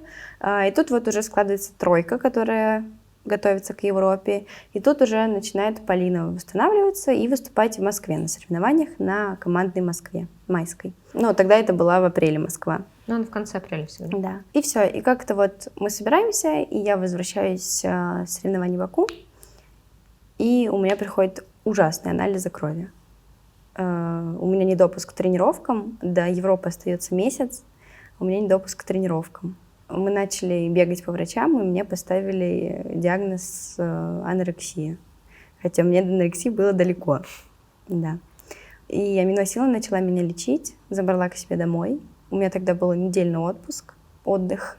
Вот, это был конец апреля. То есть тебе по анализу крови, имеется в виду, там не хватало чего-то? Да. Или что-то было, наоборот, в переизбытке? Наоборот, было все очень плохо, не и хватало. всего не хватало, да. Все, поняла. Вот. И аминосила начала меня лечить, мне прописали уколы, мне сделали укол, у меня поднялась температура под 39, и все, она меня забрала к себе на дачу, а как раз там было 2 дня всего промежуток, и ей надо было лететь на Кубок мира с Машей Сергеевой, опять же, в Баку. Вот, то есть она за эти 2 дня там провела их со мной, со своей семьей. Вот, а аминосила всегда меня брала в свою семью, и сейчас берет. Вот, то есть она всегда... Я так как приезжая просто, и Маша, вот, то есть нас в большей части. Вот, и я осталась у нее на даче с ее семьей, там как раз детские каникулы были в школе, вот, с ее нянечкой, с ее мужем, она полетела в Баку. Вот, да, и меня на тот момент хотели положить в больницу, но мы встали в протест, потому что мне не надо было в больницу. Вот, мы встали в протест, что нет, мы никуда не поедем, что... А ты себя хорошо чувствовала? Ну, то я заболела из-за того, что мне сделали укол, он повлиял на организм, и я заболела. У меня была температура очень высокая. А до того, вот до... Да, анализ... абсолютно. Абсолютно вообще ничего не было даже. А анализ Да. давали какая диспансеризация? Да. И все, и как бы, ну вот 5 дней я выздоровела, все, начала тренироваться, и как раз вот мы начали готовиться в Израиль на юниорский турнир этой команды, которая поедет на Европу. Европа уже. Да. И мне говорят, что если у тебя будут плохие анализы, ты никуда не поедешь. Я просто ела все подряд, вот правда. Сейчас проблема у гимнастки, многие да? не поверят, да, но я ела все подряд. И я помню, ну, то есть аминосил никогда не ограничивала меня ни в чем, наоборот, всегда только кормила. И я помню, за день до анализов, по-моему, или за 2, у нас был выходной, мы отдыхали, и я говорю, так, Маша, пошли в Макдональдс, мне надо есть мясо, а я, ну, как бы эти гамбургеры не очень люблю, такая, ладно, мне надо.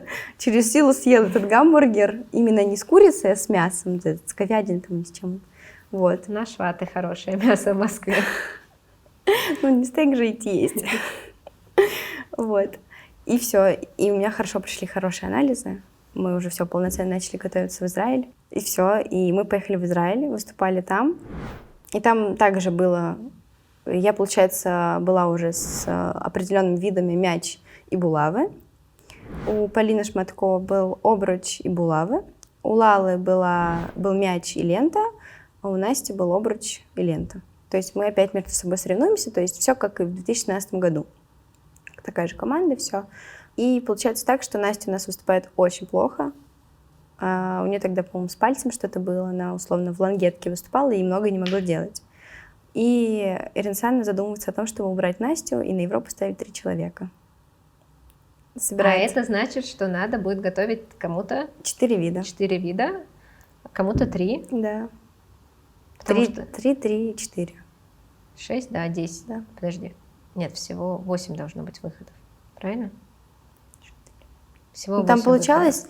4, 2, 2, там, значит, по-моему, получается. было 10 выходов, но 8 шло в зачет. Да, 8 шло в Вот. зачет. То есть 4, 2, 2.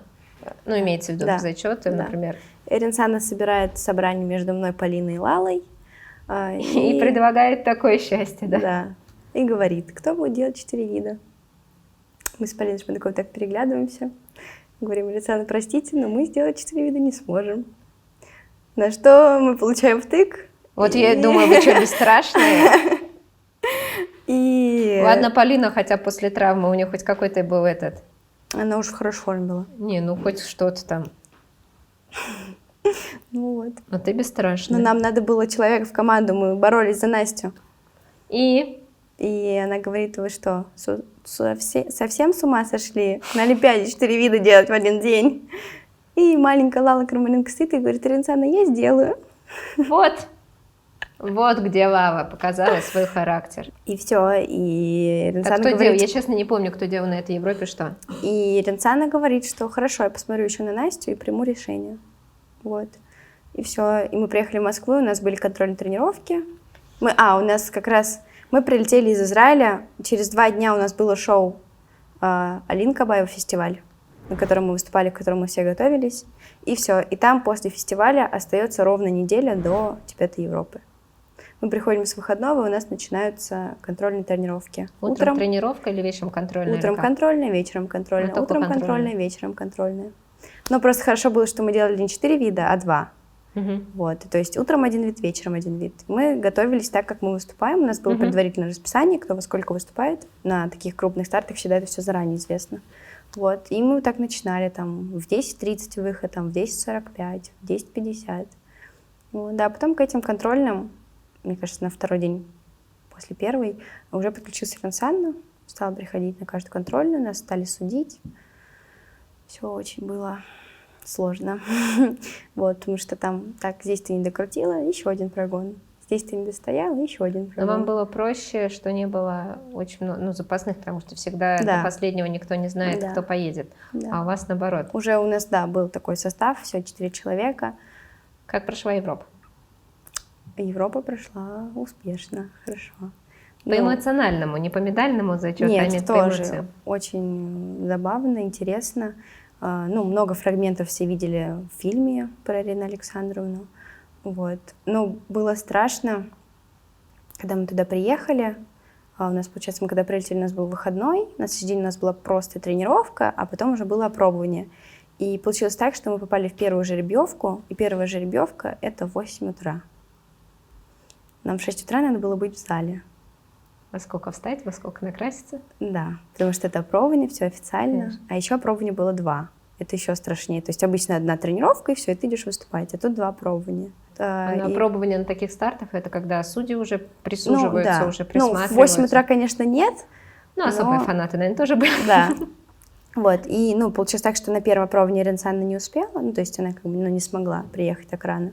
Вот, и на второе уже была. И хорошо, что на второе мы уже так размялись, так уже было спокойнее. Но тоже там был один момент, что у меня свело ноги, и я не смогла прыгнуть прыжок. То есть я весь прогон сделала чисто, без остановок, но я не прыгнула прыжок. И получила втык. Очень сильно. Вплоть до того, что меня хотели снять. Потому что Ренцана боялась, что у меня произойдет это во время выступления. Вот. А фильм, когда снимали, вы это чувствовали? Снимали то, что? Да, в некоторый момент очень напрягало. То есть вот был тот момент, когда Ренцана стояла, и у нас был жесткий разговор, а камеры снимали это. Когда вы у нас с Амин Васильевной, вот когда эту историю... эмоционально было, тоже было очень неприятно. Понятно, что зрителям это интересно, корреспондентам это еще более внутреннее состояние, а нам все-таки это не очень. И в кино, в фильме, в этот момент показывается, потом тебя выводит Ренцана. Это запланированная история была, что? Нет. Это, Ренцана так решила. То есть Амин Васильевна меня еще в Москве готовила к тому, что Ренцана будет меня выводить. Но Ренцана нас уже выводила в Израиле, но там не настолько все было строго. То есть могли 2 тренера стоять. То есть Амин Васильевна мне сказала напутственные слова. А на Европе не могут 2 тренера стоять? Нет. Могла только Ренцана стоять. Буду знать. Буду знать, очень полезная мне информация, запишу. И на Олимпийских играх тоже 1 тренер. Да ладно? Да. Тренера, записываем себе полезные заметки, на Европе готовятся, выводят 1. Класс, это правда, это я не знала. Да. Я думала, что произошел какой-то конфликт из-за этого. Нет, конфликта не было. Меня готовила Амин Васильевна, все в порядке. Потом, когда Ренцана выводил девочек, приходила ко мне, с кем я в Славы в потоке была, готовила нас и выводила. Мы же там через человека, получается, выступали. И, то есть, Ренцана вывела 1, вторая передо мной выступает, и я уже, получается, иду на выход, и Ренцана там стоит, ждет меня. С кем тебе было комфортнее всего выходить на ковер? На тот момент как-то с Ренцаной было спокойно. То есть я вообще отключилась, я не думала, что все это Ренцана, это супер великий человек. Я думала только о выступлении, о том, что я представляю свою страну, что это чемпионат Европы, это праздник, надо выходить и получать удовольствие. Вот. И было как-то спокойно. Ну, то есть Амина Васильевна тоже там, знаете, не оставалась в зале. Она вела меня как бы до последнего. Вот, и все, и передавала в руки Ринсанне. То есть не страшнее, чем на первенстве России было? Мне кажется, даже спокойнее. Спокойнее. Да. Потому что еще публика была, наши болельщики приезжали. Прям было очень уютно. Такой зал был милый еще. Запомним эту информацию тоже. Вдруг в жизни пригодится. Но я еще на тот момент не пользовалась полотенчиком. У меня была какая-то такая примета в голове, что если я пользуюсь полотенчиком, то у меня ничего не получается. Я его никогда не брала.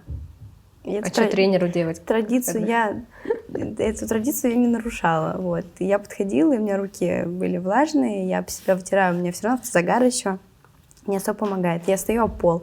Ринсан такая: что ты делаешь? Давай об меня. И даже есть фотографии, где я об Ринсанину юбку вытираю руки. То есть никто себе такого не позволял, а вот, мне Ринсан разрешила. Девочка без полотенчика. Да. Ринсан ничего не говорила. Но после Европы уже ничего не было страшно?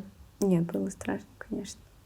Просто вот эти эмоции получила там, как бы оставила их там. Опыт вроде бы есть, но все равно каждый раз это заново проходит. Когда ты стояла на пьедестале Европы, первому, кому ты бы хотела сказать спасибо в гимнастике, это кто был бы? Первому, кому хотела сказать спасибо? Из мира гимнастики. Татьяна Игоревна. Не буду спрашивать про второго, чтобы не было провокации. Как Олимпийские игры? Как? Как дальше, правильно? Все, ты уже звезда, выиграла Европу, уже открываешь дверь ногой. Нет, такого не было. Как нет? Хотя бы чуть-чуть. Нет. Хотя бы на допинг-контроле, нет? Нет. У меня тогда на тот момент еще ни разу не взяли допинг. Еще не было допинг-контроля? Тогда только у Полины и у Лалы брали. Да. Тебе так повезло? Да. Допинг там это просто случайный жребий. Да. Могут взять, могут не взять. Рандомно. Вот. И мне не взяли ничего. Вот. И все, мы прилетели в Москву, у нас был отдых 10 дней. И после этого мы поехали, помню, на сборы в Хорватию. Вот. Мы тренировались в Хорватии. И мы даже вообще не думали, мы забыли про Олимпийские игры, что у нас они есть. Мы готовимся к новому сезону. Вот. Мы сначала были в Хорватии, потом Как это вы забыли про Олимпийские игры? Мы вообще о них не думали. Это ты не думала, наивная маленькая девчонка. Может быть. Олимпийские игры юношеские. Меня Амина Васильевна как-то это внесла, что у нас Олимпийские игры это не главное. Суждено нам там быть, мы там будем. Не суждено, значит, мы не будем там. Не думали они. Хорошо. Программу новую этого не ставили? Нет, мы только добавляли, конечно, потому что меняли. Потому что вы готовились на Олимпийские игры. Это же юниоры. На юниоров никто не меняет программу на новый сезон. Хотя бы что-то ты меняешь, вид, два какой-то. Нет, на юниоров не было такого. Меняют, просто что-то не нравится, не подходит. Все равно там, как раз летом меняется. Так, у нас идет спор с Азизой. Меняй программу или не меняем? Напишите в комментариях. Я здесь даже не про юниоров, я про то, что она не знала, что она готовилась на Олимпийские игры. Мы не готовились, правда. Мы не готовились по сравнению с тем, как мы готовились на Европу. За 2 месяца ты, конечно, не готовишься. За месяц, да. В общем, вот, на август. Тебе просто дали немножко отдохнуть после Европы в июне. Да нет, почему? У нас только июль был промежутком. Промежуток, вот этот июль тебе и дали отдохнуть. У нас в августе уже старты. Вот. И дальше Олимпиада вообще в октябре. Тебя готовили. Вот, август месяц, начинаются старты. У нас было всего 2 старта. Это «Хрустальная роза» в Минске и «Йолдыз Кап» в Казани. Мы едем в Минск. У нас рандомные команды. Я была в команде с Полиной Шматко, мы делали 4 вида. Настя была в команде с Лалой Кармаренко, которая делала 3 вида. И Даша Сергаева, которая делала 2 или 3 вида, и Настя 4. Вот. Мы с Полиной сразу понимали, что мы проиграем, потому что как минимум их 3 человека. То есть если Настя что-то не сделает, девочки ее подхватят. У нас только мы с Полиной должны что-то сделать. Команду мы с Полиной проиграли. Вот, мы были вторые. Но от страны всегда в юниорках была одна команда на пьедестале. Полина на тот момент, к сожалению, не попала ни в один финал. Вот, я была в 3, во всех, кроме обруча. Вот. И Настя была в 3, по-моему. Финал 2 девочки от страны. Да, все 2 девочки от страны. Вот. И вот так мы соревновались, и я выиграла 3 вида, мяч была в ленту. Но я в многоборье действительно так очень много ошибок допускала. Вот. А в финалах прям очень хорошо выступила. Нестабильная гимнастка, она говорит, была. И получается, остается 1 старт, у нас ничего не известно. кто и что. Ну, Ренсан сказала, кто выиграет эти 2 старта, тот поедет на Олимпиаду. Первый старт у нас провален с Полиной Шматко, ну, как бы, получается, команду выиграла Настя. Вот. Получается только Казань. Мы приезжаем. Самое интересное было, что Казань-то тоже там как бы сразу там через 5 дней была. Вот. И за 2 дня до вылета присылают стартовые списки, и я начинаю с Булав. У меня просто флешбэк Гран-при 2018 года в феврале, что я начинаю с Булав. Неудачная. Да. А у меня флешбэк, что Казань твой город, в котором ты юного валю. Гимнаста тогда по третье На тот место. момент у меня не было этого. На тот момент у меня было только что вот я начинаю с Булав, и я валю все, и я проигрываю. Я сразу сказала Яне Олеговне, Самин Васильевне, говорю, ну все. Говорю, все потеряно. Они такие, ты что, куку, что ли, что потеряно? Говорю, я тоже с Булав начинала. Они такие, да перестань, ты болела, как бы была не в форме. Сейчас ты в нормальной форме. Говорю, ну, хорошо. И тут у нас вылет был в ночь. Утром мы прилетали, и у нас было пробование. И нас задержали рейс на 5 часов где-то. Вот, непонятно по какой причине. И мы, получается, прилетаем в Казань только лишь в 4-3 часа утра. И все, я возвращаюсь, а у нас там условно в час уже было опробование. Ну и получается так, что мы идем к опробованию, все, там юниорки, Даша Сергаева, Настя Сергеева, Полина, Лала и я. Вот, а Полина уже задним прилетела туда с Лалой. Мы идем на опробование, и нам Ренсана говорит, ну тогда очень популярно было, что девочки из чемпионата России, у них контрольные тренировки тогда были. У многих, там Карина Кузнецова, Маша Сергеева, вот у Кати Селезнева, вот у них. Вот. Как раз это август месяц, когда еще и Кубок мира в Казани проходит. И мы идем в зал, и Ренсана говорит, что вечером вы все юниорки будете выступать, вернее, пускай Сергаева с Крамаренко опробуются, а Трубников, Сергеева и Шматко вечером на контрольную тренировку. Контрольная в 6 вечера, там в 5, ну как выступление, все в купальниках, а выступать на следующий день в 10 утра первый поток, в 10 утра. Мы проходим эту контрольную, я делаю 3 вида нормально, ленту я делаю плохо, вот. Настя тоже как-то так с перепадами, Полина снимается в принципе с контрольной, и потому что у нее травмируется спина, очень болит спина, она не может. Ешь как раз из Казани потом и повезут. Она, да, на следующий день она просыпается и думает, что ей делать, выступать или нет, она ничего не может сделать, Полина снимается. Я попадаю в первый поток, Настя Сергеева попадает во второй поток выступлений. Я делала, по-моему, даже все по порядку с обруча. Вот. И я так очень удачно, хорошо прохожу многоборье, все 4 вида чисто. Не надо, не надо. Нестабильная она гимнастика была. Я просто в хорошей форме была. Вот. Я прохожу все 4 вида чисто и вижу, что уже начинается второй поток, а Насти Сергеевой нет. Да. Мне девочки начинают рассказывать, что Настя себя плохо почувствовала, что у нее заболел живот, она померила, у нее там 37,3 температура, она снялась с соревнований. Получается, Казань я выиграла. Что дальше? Кто выигрывает Казань, едет на Олимпийские игры. Что дальше? Звучит как завоевание Грозного. Кто выигрывает, кто Казань брал.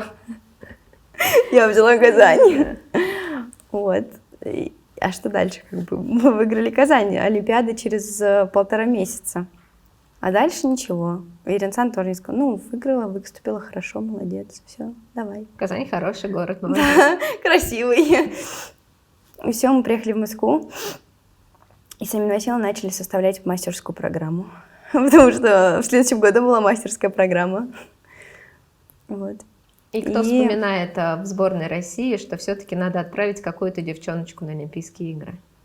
Кто-то вспомнил об этом? Звонок из Олимпийского комитета, что... Вот, все-таки кто-то вспомнил. 20 сентября экипировка. Надо приехать. Кто у вас едет? Кто-то... И тут звонок. А мы тогда рано закончили тренировку. Но это не 20-го, это было вот, условно, 5 сентября. Тут звонок от Амины Васильевны, а у меня в этот момент мама приехала в гости ко мне. Даш, нас поставили на Олимпиаду. У меня не было эмоций. Вау, я еду на Олимпиаду. У меня была истерика. Не знаю от чего. Наверное, от переживаний, потому что одна от страны. Одна представляю. Групповых нету, групповых убрали. Второй гимнастки нету. Я одна. Там же был какая-то сумасшедшие Олимпийские игры, то есть там же да, схема там была. Сделали новый формат. Сейчас ты нам расскажешь об этом, потому что я так и не смогла сильно разобраться в ней. Вот, и все. Амина Васильевна говорит, ну, мы начнем готовиться, а там как будет. Как бы вот нас поставили на экипировку там, 20 числа.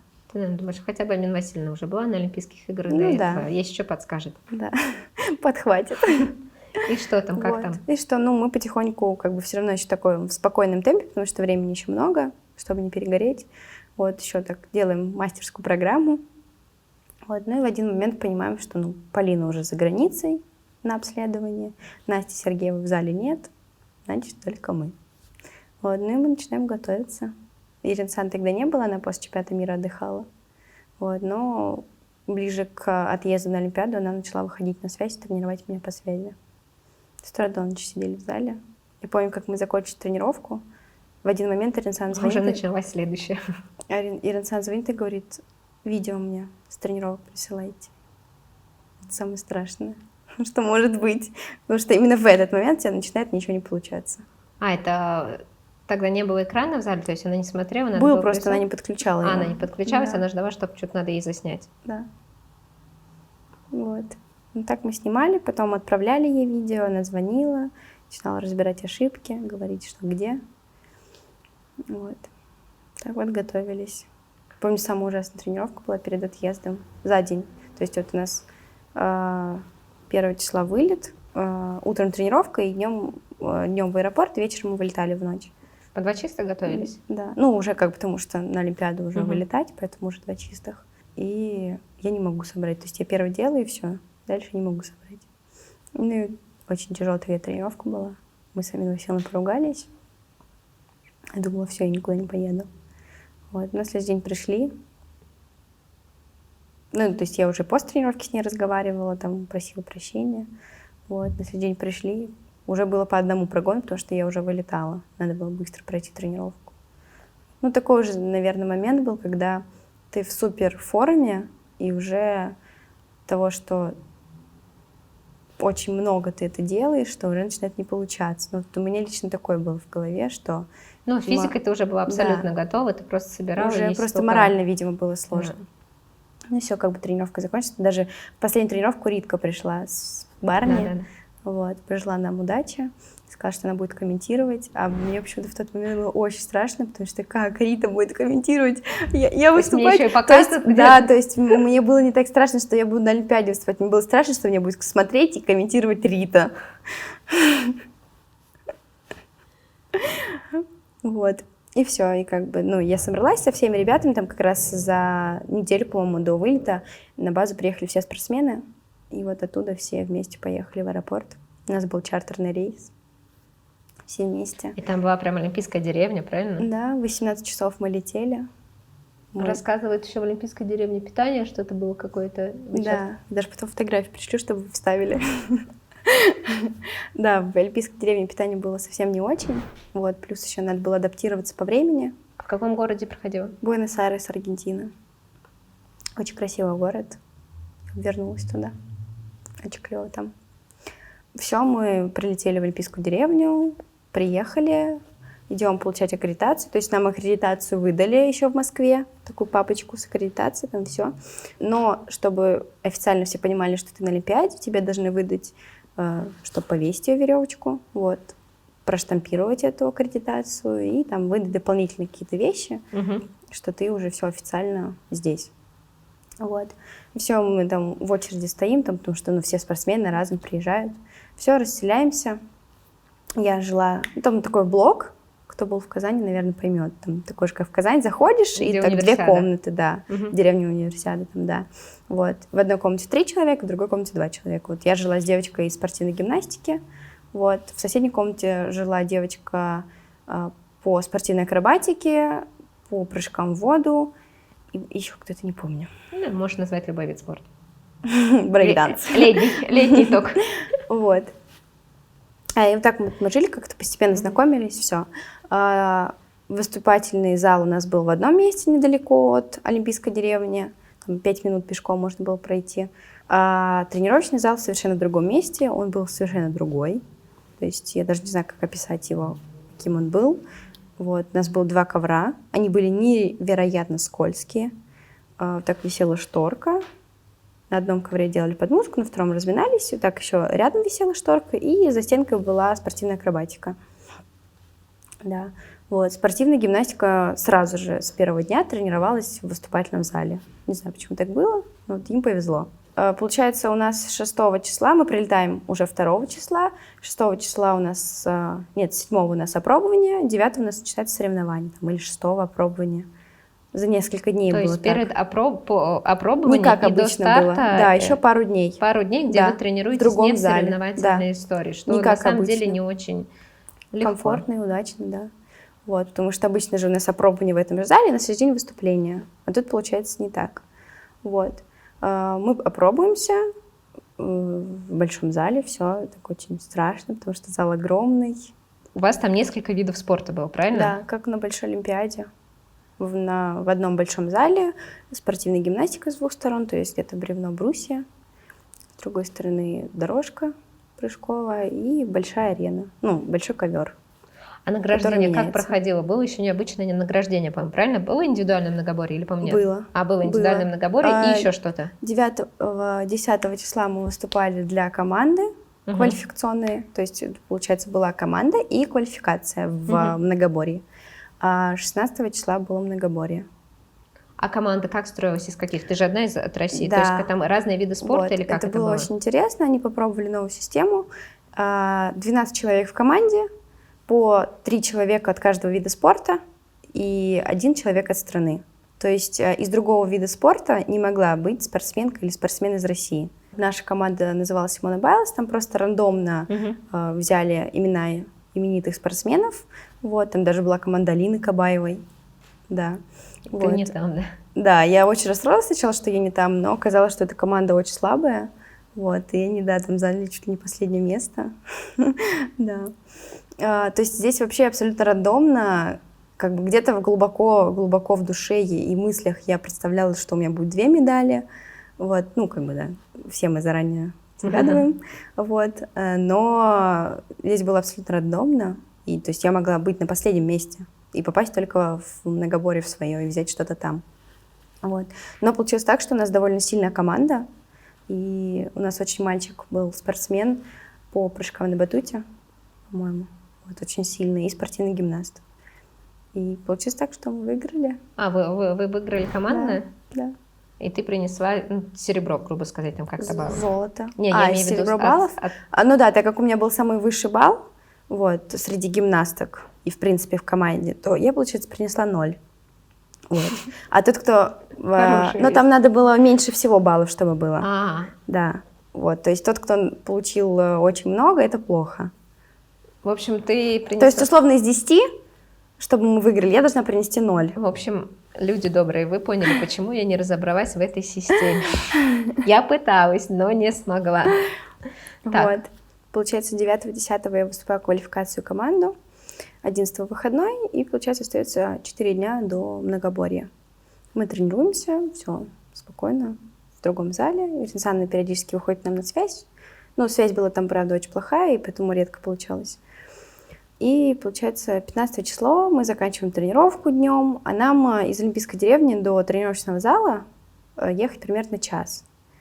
Вот, мы заканчиваем тренировку, идем кушать в кафе-ресторан, потому что в Олимпийской деревне было очень плохое питание, и кушать там было, мягко говоря, невозможно. И мы кушали с Аминой Васильевной в других местах. И все, мы покушали, выезжаем в Олимпийскую деревню, и я чувствую, что мне становится очень-очень плохо. Прям все, я зеленого цвета, и меня воротит, а еще по пробкам ехать. Мы ехали 1,5 часа где-то. Вот, и думаю, ну ладно, я сейчас приду, посплю, там выпью таблеточку, все пройдет, все будет хорошо. Вот, но не тут-то было. Я еле дошла до номера своего. У нас еще, как назло, был домик наш русский в конце Олимпийской деревни. Вот, я пришла, выпила таблетку, ну, у врача попросила таблетку, легла спать, но мне лучше не становилось. Не знаю, что со мной было. Ну, на тот момент я не знала, что со мной было.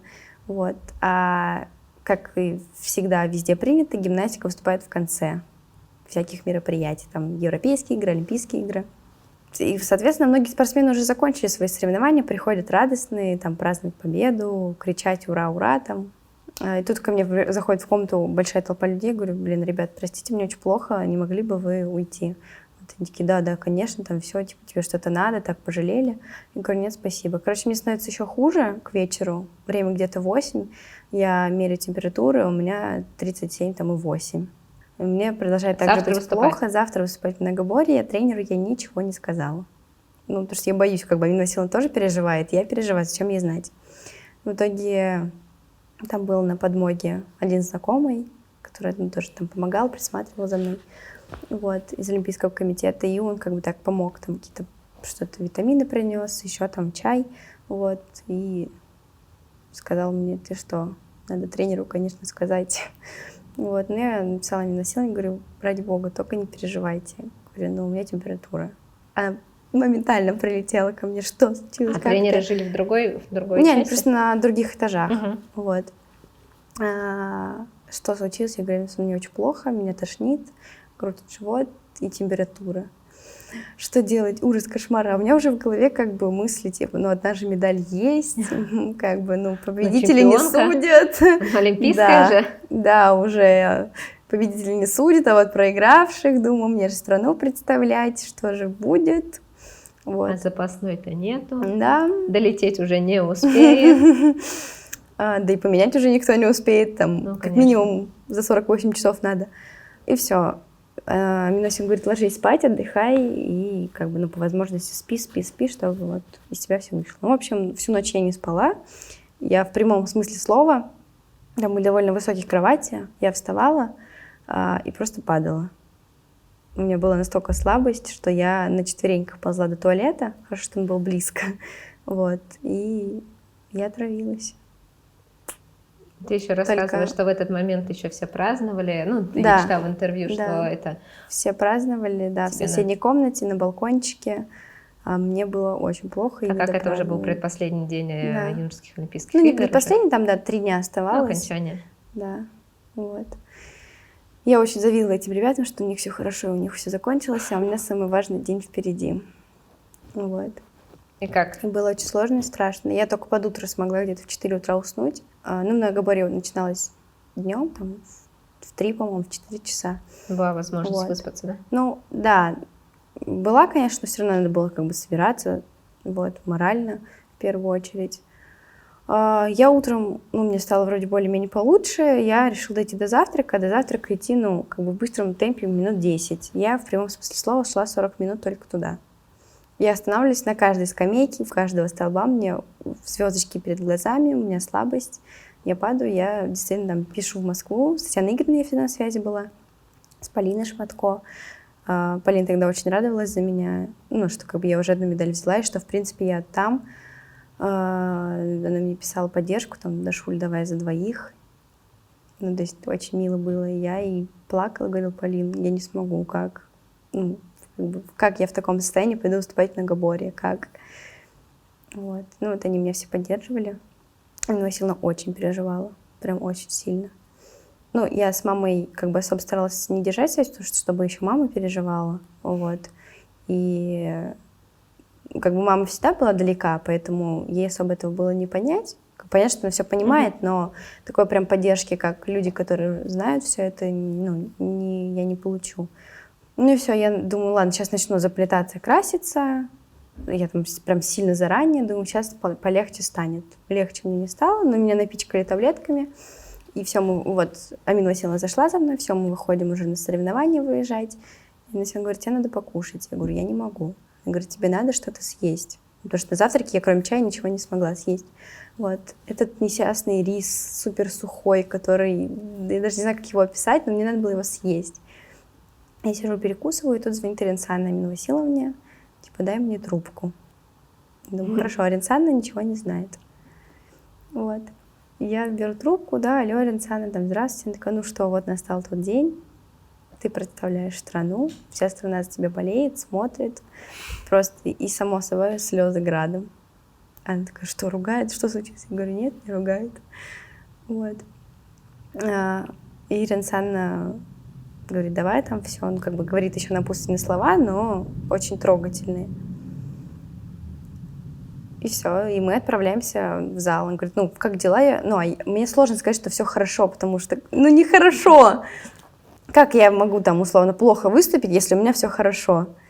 Вот. Ну и получается так, что мы едем в зал уже, все. Меня еще и в зале таблеток 1 000 000 дают, чтобы мне легче стало.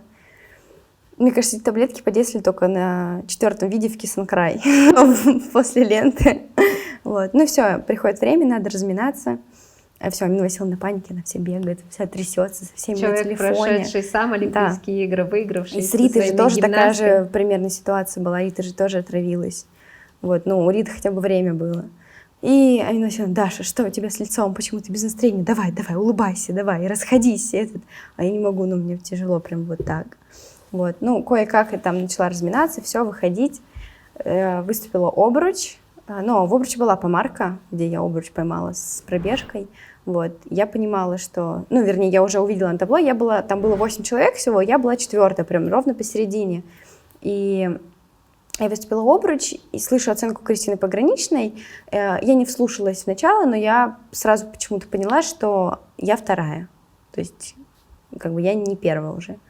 Вот, думаю, ну ладно, выхожу, делаю мяч, и в мяче тоже получается вот это... Там опасность. Да, сильная опасность, то есть любое неловкое движение, мяч у меня улетел бы за площадку. Но с мячом еще была другая ситуация, что за пару дней до многоборья у меня лопнул мяч. Он начал сдуваться, и все, и ни в какую. И меня тогда спасла девочка из Финляндии, она не попала в финал, вот, дала свой мяч. Да, ты выступала с чужим мячом? Да. Эксклюзивчик. Да. Вот. Я думаю, ну ладно, как бы я вижу на табло, что я после обруча 2-я.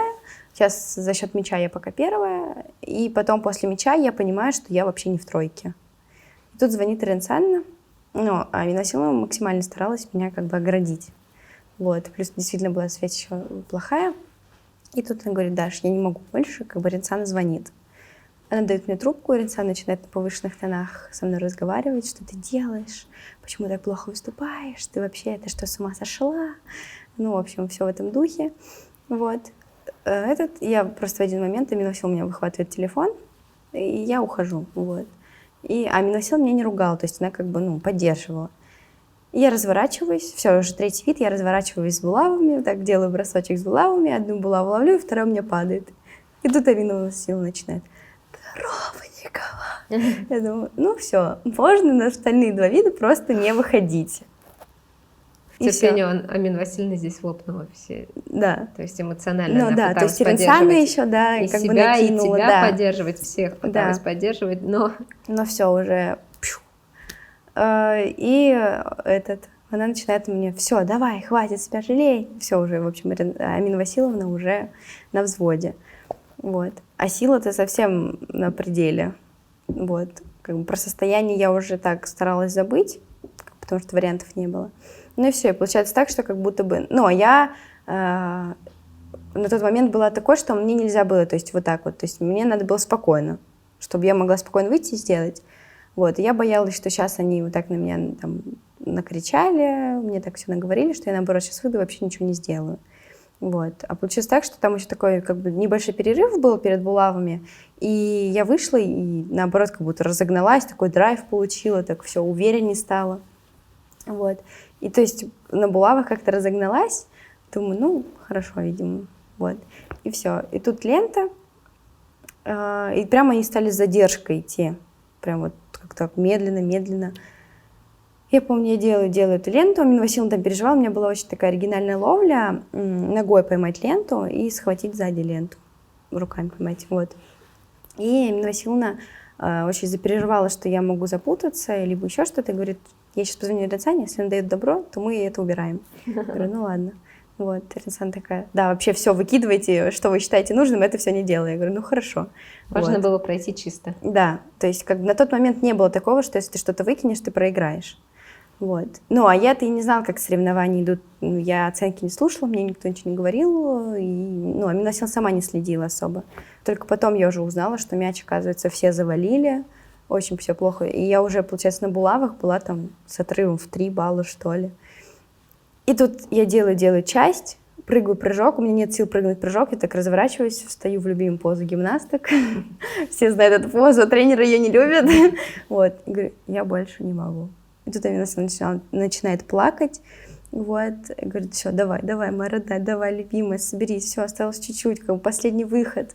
Да, я тоже начинаю плакать, ну, как бы так, слезы текут. Я понимаю, что сдаться я не могу, ну, как бы мне надо просто выложиться вообще на все 1000, чтобы получить 100. Вот. И все, я думаю, блин, ну, лента, все. Уж такая в мыслях так представляю, такая, ага, сейчас я сделаю, надо в конце поплакать, чтобы так ручками помахать. Вот. Почему Амина Васильевна заплакала? Ну, то, что видела, как тяжело было. Ей тяжело в первую очередь, мне тяжело физически. И все, и тут мы уходим на ленту, и передо мной очень долгая пауза. И нам очень страшно и непонятно почему. Вот. Ну и все, как бы подготовились так. А я на последних тренировках ленту не успевала под музыку совсем. То есть, ну, почему-то вот было так, что был затуп, и я не успевала под музыку сделать там последний свой риск. И получается, мы убрали эту ловлю, и все так хорошо, складненько идет, все гладненько, токсичненько. Я прям как сейчас помню, было такое движение красивое в конце. Эмочка, равновесие и риск. Вот, я делаю, такая, так, Трубникова, все очень плохо. Ты впереди музыки, но все очень плохо. Вот, и в конце у меня была ловля ленты ногами. То есть, если ты поймал ногами, то все, ты как бы ее взять не можешь уже.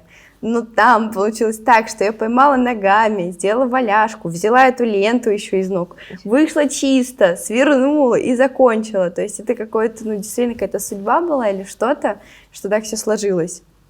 Очень, ну, то есть, как бы, потом на тренировках пробовали, Амина Васильевна такая, так, у тебя вот так получилось на Олимпиаде, давай сейчас так же сделай. Я говорю, да не получится, это случайность. Вот. Действительно была случайность, больше ни разу так не получилось. Ну вот, и все, я выступила. Я сначала не понимала, что все закончилось. Я села в Киссинг-Край, Амина Васильевна такая, все, мы летим в Патагонию. До Олимпийских игр Амина Васильевна забронировала путевки в Патагонию полететь, поехать на лодке и посмотреть на китов. Там есть такая была возможность, мы все забронировали, и Амина Васильевна это была мечтой, ну и осталось. Но из-за плохой погоды мы не смогли поехать к китам. И вы поехали к пингвинам. Да, и она говорит, все, к Патагонии. Я говорю, как, а что, все закончилось? Вот. И вот действительно, видимо, в тот момент только подействовали таблетки, что я забыла как бы про все. А самое интересное было, что когда мы приехали с ней на многоборье, я говорю, Амина Васильевна, знаете, у меня чувство, что у меня сегодня возьмут допинг. Она такая, почему? Я говорю, ну не знаю, вот. Меня никогда не брали, мне кажется, сегодня возьмут. Я ухожу с ленты из Киссинг-Край, вот, чтобы одеваться на награждение, и ко мне подходит допинг-контроль. А в тебе таблеток? Да, куча. Вот. Ну, там хорошо, что у нас была девушка-переводчик, вот, она там была со мной. Ну, а Милсина такая, Даша, давай быстрее, сдавай свой допинг, у нас самолет ночью. Пингвины ждут. Да. Вот, ну, я все успела сдать, и там была знакомая подруга Амины Васильевны, мы поехали к ней домой, побыли с ней, там все отпраздновали чуть-чуть. Думали, сейчас, ну, поспим хотя бы там 3 часика. Мы болтали все это время, и все, встали, поехали в тот аэропорт. момент, ну, это все-таки Олимпийские игры, но юношеские, зародилась цель, мечта, либо она до этого была, или вот именно на юношеских играх захотелось, чтобы на настоящих, чтобы они были настоящими? Цель была и до этого. До этого. Да. А тогда вот, ну, я имею в виду, ну, на тогда, юношеских скажем, еще больше укрепилась? Ну, я думаю, что да, но больше как бы было такое ощущение, что 20% от этой мечты уже исполнено, что это хоть юношеская олимпиада, но это все же олимпиада, и медали, и звания уже есть. Ну, было вот такое ощущение. На 20% ты себе это так определила? Ну, да. Так, 100% олимпийское золото. А если Европа была уже? Взрослая. Ну, Европа — это другой старт. То есть все-таки юношеская олимпиада и взрослая — это все-таки олимпиада. А Европа — это уже другое, мир — это другое. А у тебя другое, хорошо. Да. На этом заканчивается королева юниорских соревнований всех, юных гимнастов и Олимпийских игр юношеских, и переходишь во взрослую гимнастику. Да, и с 2019 года я выступаю по мастерам. И что там, как там у взрослых? Там очень сложно. У сеньоров? Да. В чем отличие от юниоров? Как минимум в прибавке элементов. В юниорах ты делаешь 7 элементов, в сеньорах ты делаешь 9 элементов. Это сейчас уже бесконечное количество элементов. У всех? Да. Что еще другое у сеньоров? Может Работа быть, какой-то предметом. психологически? Ну, психологически нет. Как бы ты выступаешь, как выступал, просто ты теперь выступаешь более усложненную программу и со старшими девочками. То есть в юниорах ты была как бы одной из самых старших. И опять ты переходишь... Да, и я самая младшая. То есть там поколение Саши Солдатова, Дина с Ариной, Катя Селезнева. То есть вся вот эта вот эпопея звезд. Такие монстры. Ну, да. Вот, и как бы сложно, тяжело, но так как я перешла из юниоров, то получается так, что как бы есть результат, и Ренсана смотрит и ставит меня на взрослый гран-при уже. Вот, а там уже зарабатываются очки, и за счет этого ты можешь попадать на следующие турниры, гран-при этапы. А их всего было 6, по-моему. 6 или 8, да. Как прошел первый гран-при московский? Ну, это же обычно самый такой... Да, ну, довольно хорошо прошел. То есть для первого выхода среди мастеров, для моего, было очень удачно. Вот. А ты у Амин Васильевны была тогда самой такой звездочкой? Ну, получается, да. То есть с Машей там уже меньше было, Сергеевой. Диана только вот по юниоркам начала. Ну, ты как бы чувствовала, что до этого у Амин Васильевны была Рита Мамун, олимпийская чемпионка, что нормальный тренер? Ну как, тут все нормальные тренеры. Не, ну это я даже не обсуждаю всех. Я имею в виду, у тебя чувство было, что... Что тренер олимпийской чемпионки? Ну, что я могу быть тоже следующей. Было. Но было еще, когда я выиграла только юношеские. Было очень интересно, когда до юношеской олимпиады еще в комментариях там часто в интернете писали, что типа вот будет здорово, если у Амины Васильевны будет еще вот среди юниоров спустя 2 года. Вот. И так и сложилось, что и Рита, и я. Так, сеньорки. И что там дальше? Как у нас первый сезон у сеньоров? Очень интересно, незабываемо, потому что из-за того, что у нас была действующая чемпионка Европы, действующая чемпионка мира, могли ездить 5 человек. Это даже не знала. Ну-ка, расскажи нам. Вот, и от России на все этапы ездила по 5-6 человек.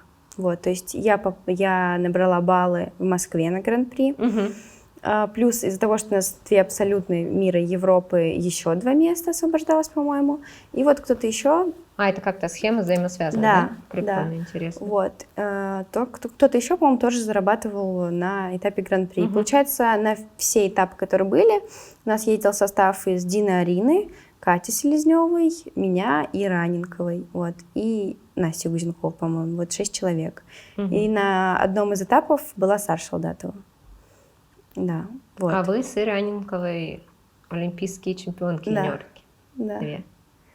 Было довольно сложно, потому что, как-то я вот уже набрала такую форму, какой-то вот опыт, что выступать стало гораздо стабильнее, но из-за того, что я только первый раз выступаю по сеньоркам, как бы меня хоть арена и знает, судьи знают международные, но все равно сложно, потому что девочки уже... конечно. Да. Свою. Сначала ты работаешь на ними, потом именно тебя, как говорится, вот. И было сложно, но все равно это опыт, это интересно, ты ездишь везде с девочками, ты видишь других взрослых сеньоров, вот, то есть это все было очень интересно. А чему у Дины и у Арины научилась?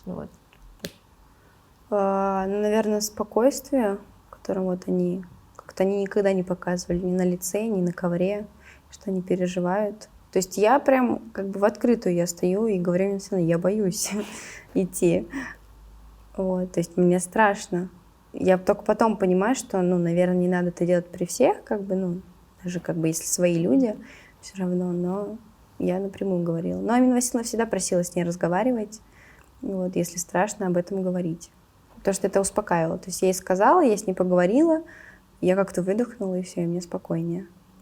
Было интересное гран-при в 2019-м в Испании, как раз-таки в Марбелье. Вот. Там тоже такой довольно маленький зал.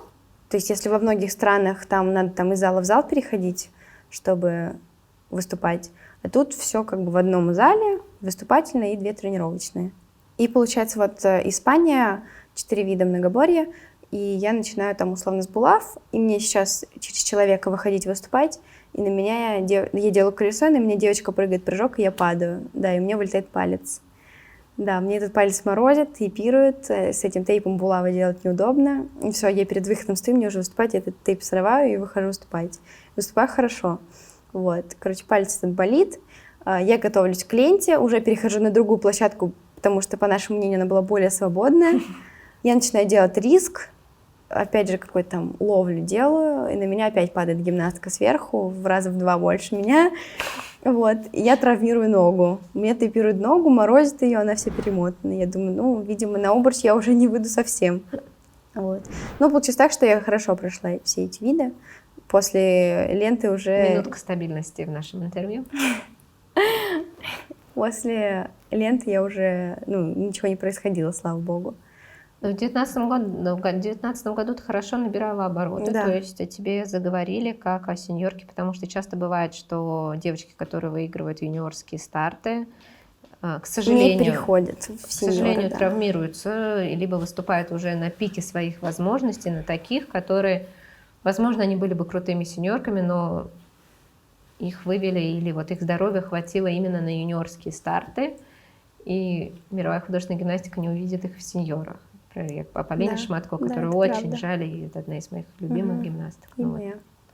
Ну, не хватило. на самом деле, мне почему было еще страшно и не особо хотелось ехать на Олимпийские игры юношеские, потому что в основном все, кто там выступал, они дальше травмировались и заканчивали.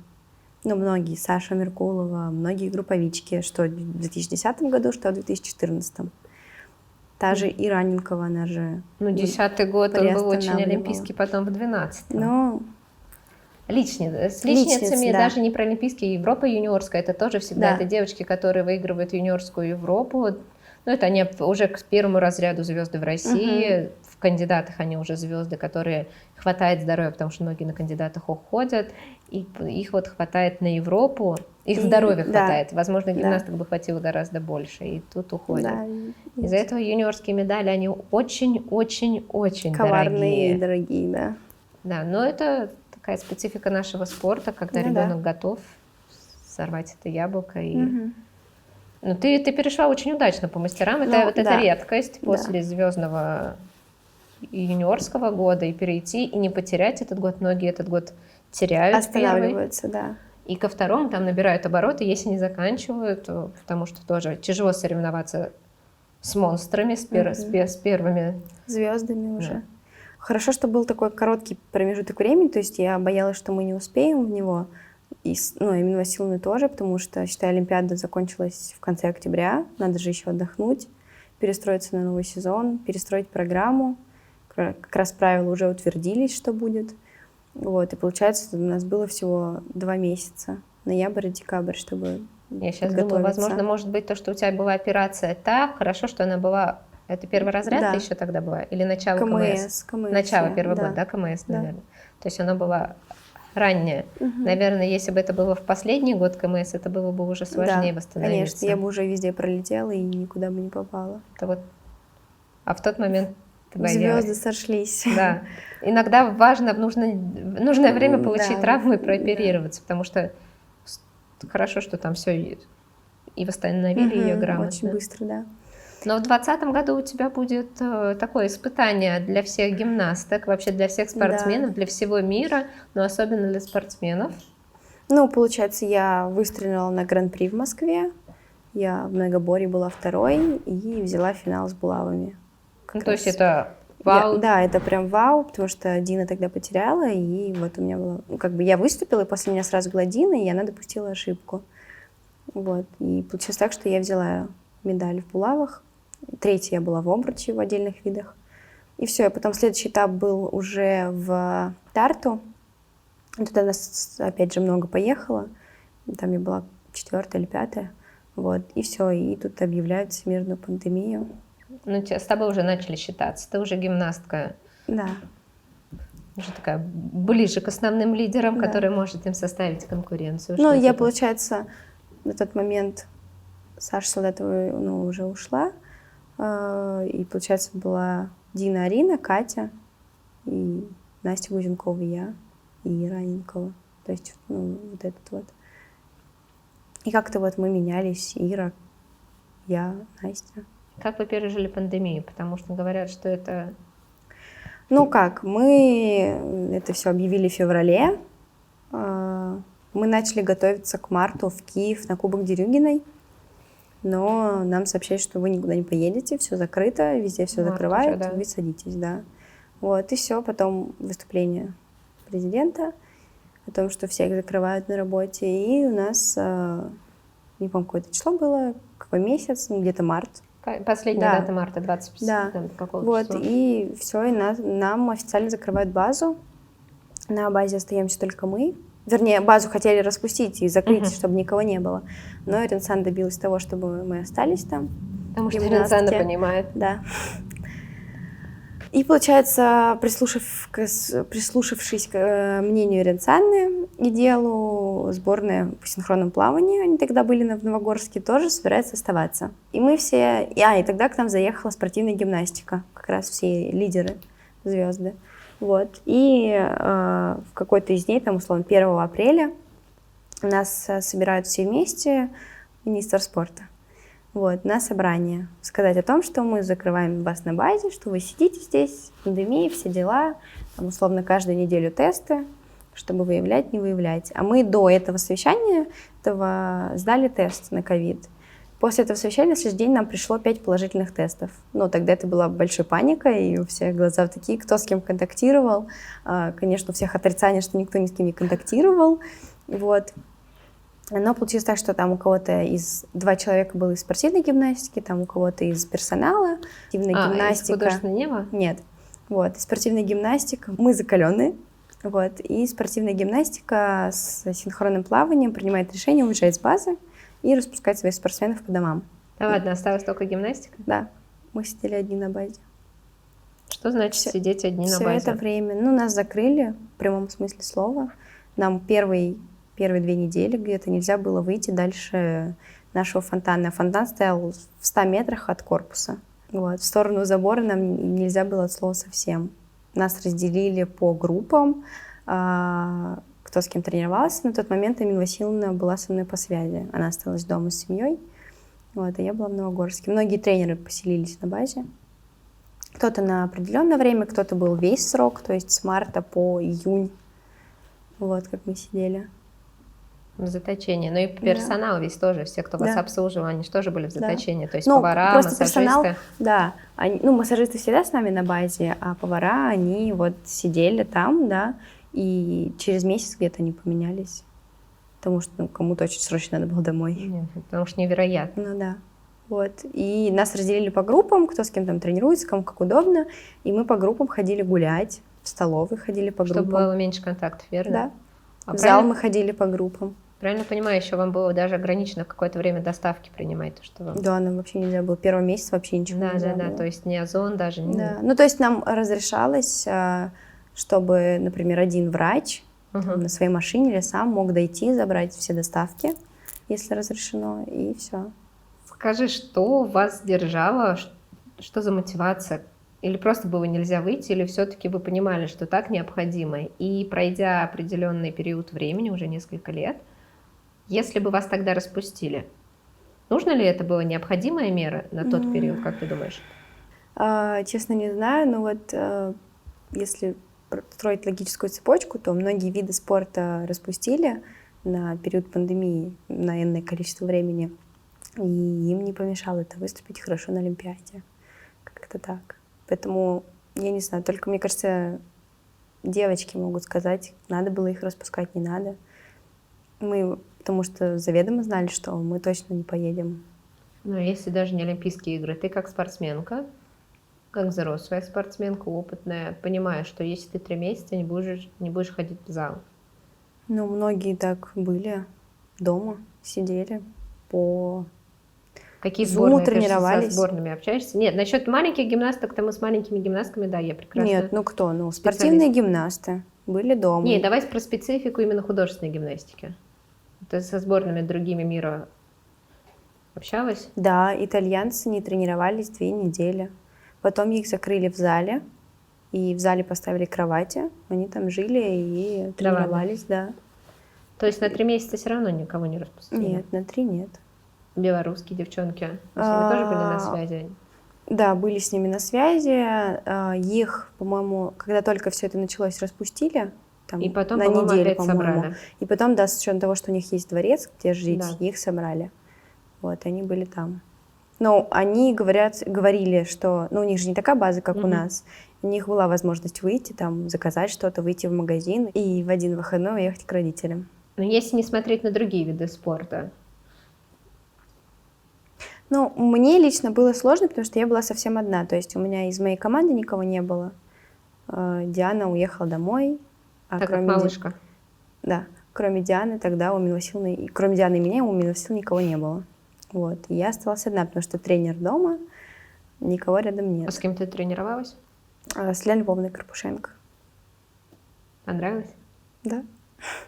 Ну, мы тогда особо ничего не делали, мы придумывали новые вещи, вот, составляли что-то, усложняли программу. Держали себя в форме. Ну да, поддерживали. У нас тренировки такие недолгие были, по 3 часа, потому что у нас 3-4 группы было, и все должны были уместиться в зал.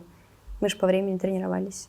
Не хотелось уехать никто? Ну, вот, прям Хотелось, всем хотелось, когда особенно месяц прошел, все устали, тем более все друг с другом, многие начали ругаться, ссориться.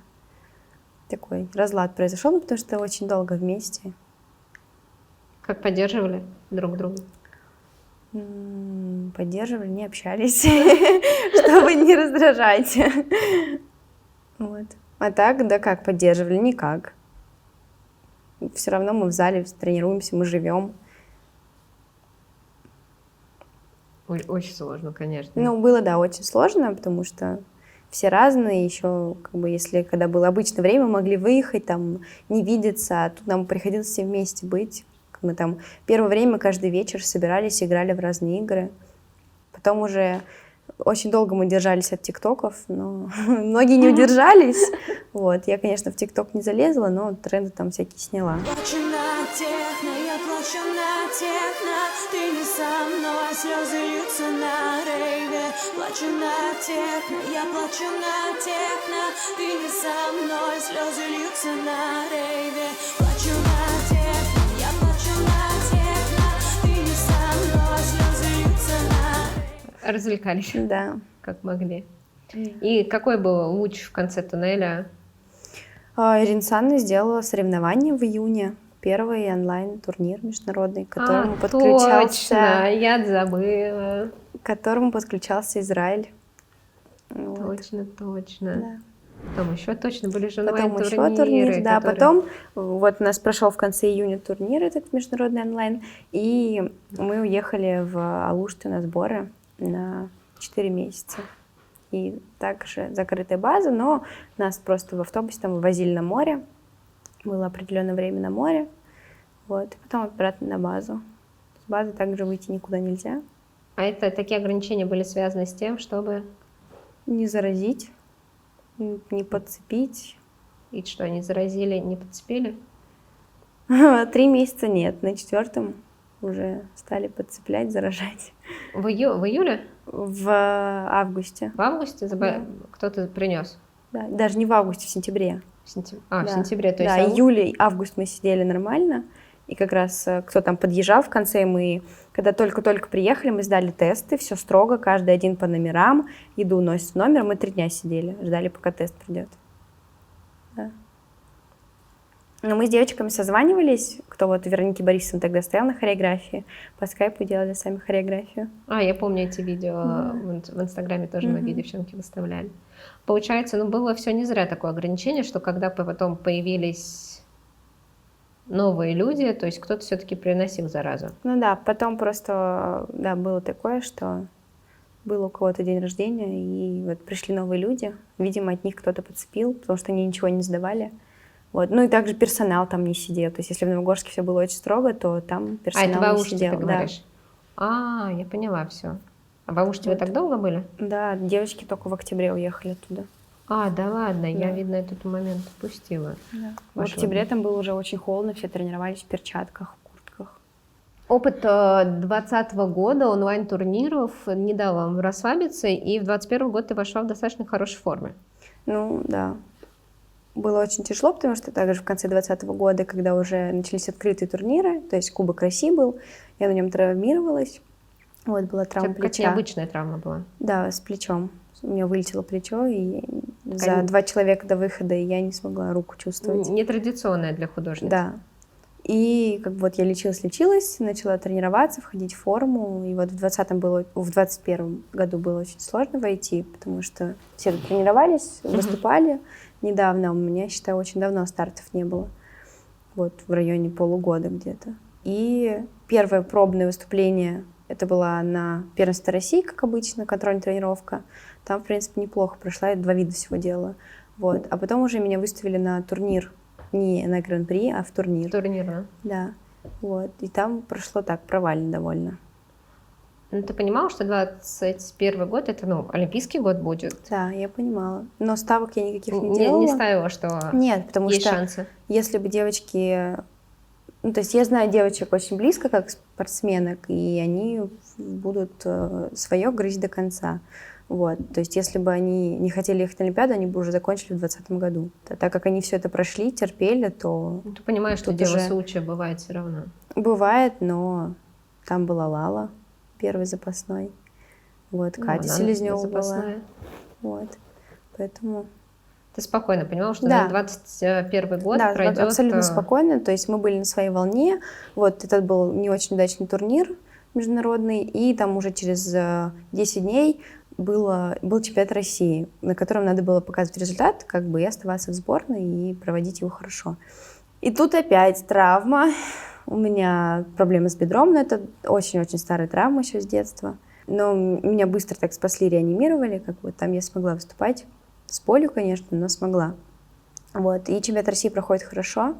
Я там 5-я, по-моему, стала. 4-я, 5-я.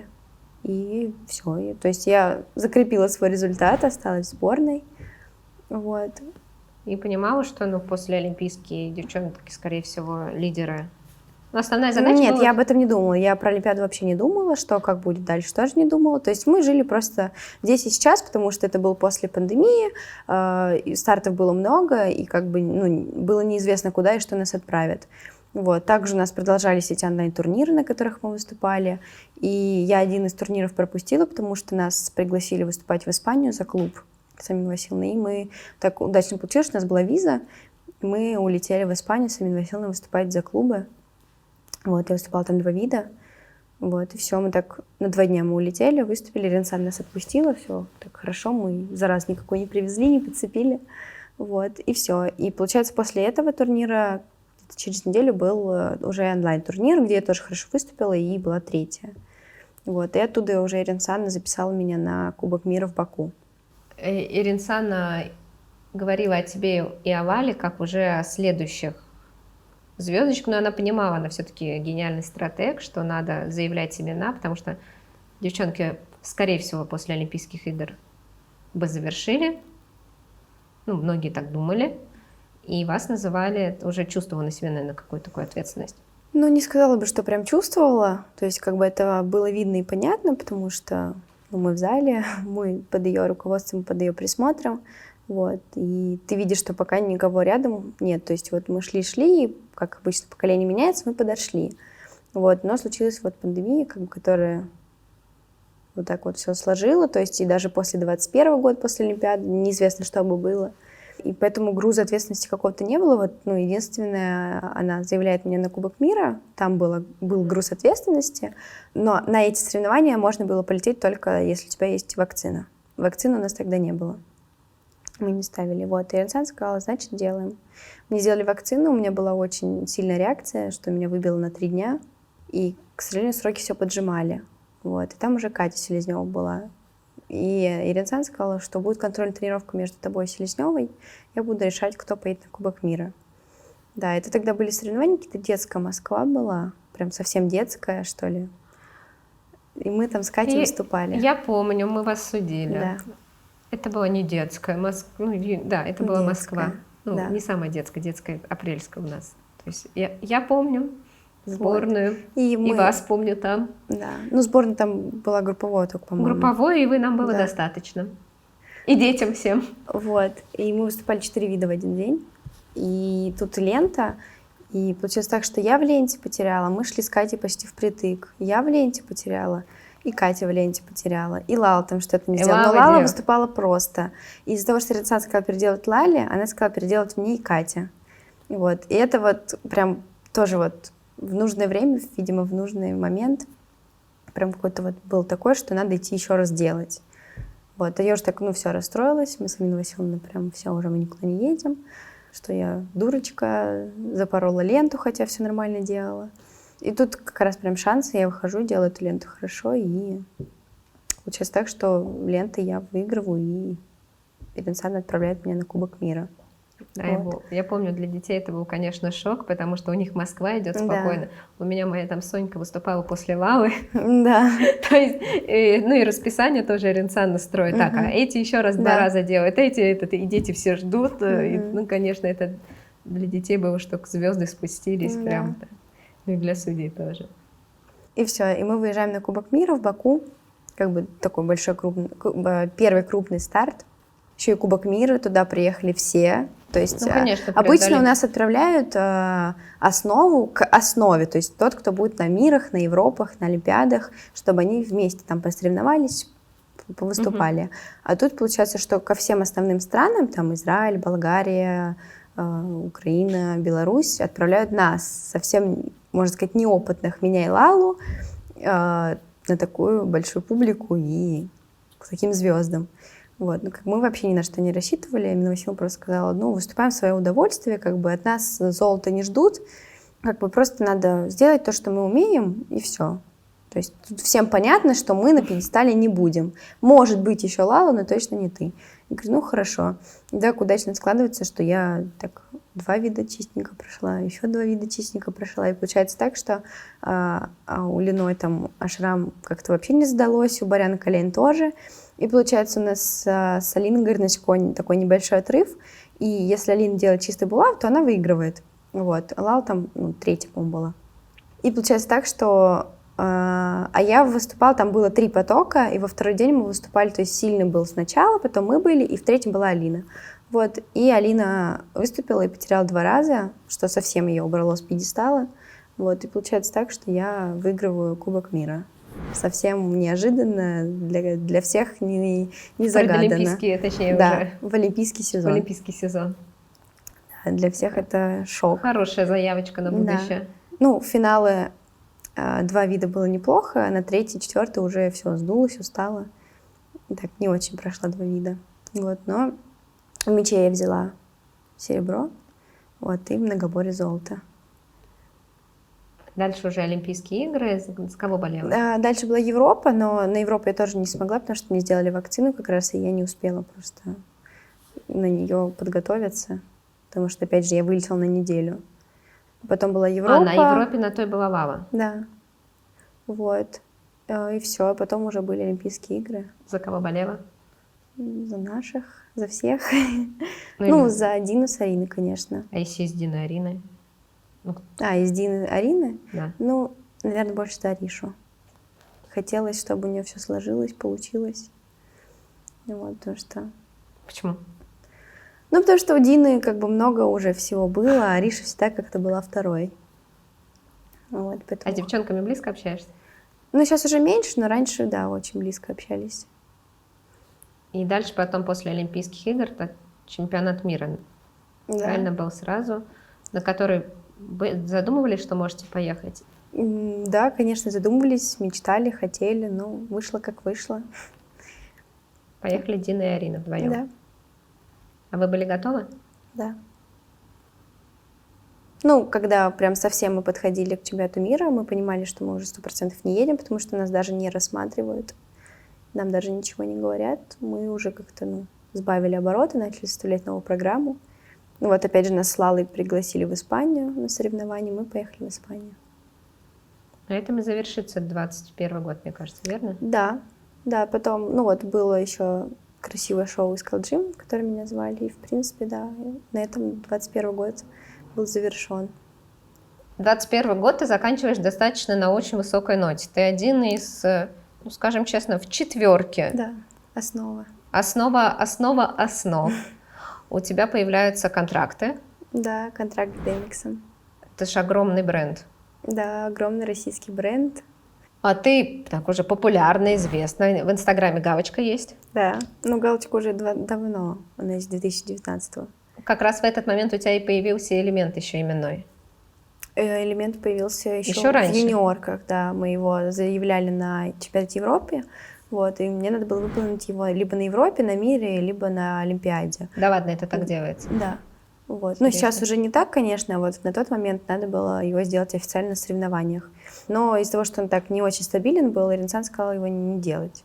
Вот, и потом уже в 2019-м я стала его делать, и мне его заявили. Экарте, точнее задняя со входом через экарте, такое экарте Да. задняя. Да. За 180 надо сделать 2 формы. 180 надо сделать 2 формы. Да. Ты сказала про травму бедра, и я тренерским умом не могу понять, как ты, делая такой сложнейший элемент, еще травма бедра в тебе сочетается. Бедро как-то резко очень появилось, вообще непонятно откуда. Просто оно стало очень сильно хрустеть. И Просто это такой оттуда элемент, пошло. как раз, мне кажется. Но здесь бедро нет, здесь бедро нормально. То есть если правильно делать, и понятно, ну, как бы, я понимаю, что я делаю, то нет, здесь нормально было. Что еще было из такой из популярной истории? Что-то еще в Инстаграме? Много болельщиков, там какие-нибудь фан-группы у тебя были? Да, Так, про контракты мы уже сказали, может, интервью, еще что-то. Вот как ну, это? интервью особо не было, но да. Конечно, группа ты нас ждала. Да. Группа официально есть, была. Вот, и ее вела моя фанатка, можно сказать, моя подруга из Испании. Вот, да. Она очень болела за меня, переживала до сих пор, она всегда пишет, поддерживает. А где самая Вот. большая твоя группа фанатская? Честно, не знаю. Ну, вот, Ну, в России, в ну, Испании. мне кажется, в России. Больше в Там России у фигурки, всё-таки. я знаю, ты любишь фигурку, там у них Япония, конечно, Китай, Да. их килограммами, сотнями Да. килограммов пересылают посылки. Ну, у меня, наверное, все-таки фанатская это в России, но вот такой один избранный и преданный фанат это в Испании. Вот она мне всегда там передавала подарочки очень много, там при всякой возможности, сюрпризы мне передавала через нашу федерацию. То есть ты почувствовала это, когда стала основой сборной Да. России, что эта популярность к тебе приходит? Ну да. Ну, я прям особо этого не чувствовала, но увидела, что больше людей стали писать, поддерживать, вот, Приятно? болеть. Ну, да. Ответственно? Ну, от этого, наверное, ты получаешь драйв, такой заряд энергии, и тебе хочется еще больше этого делать и радовать публику, зрителей.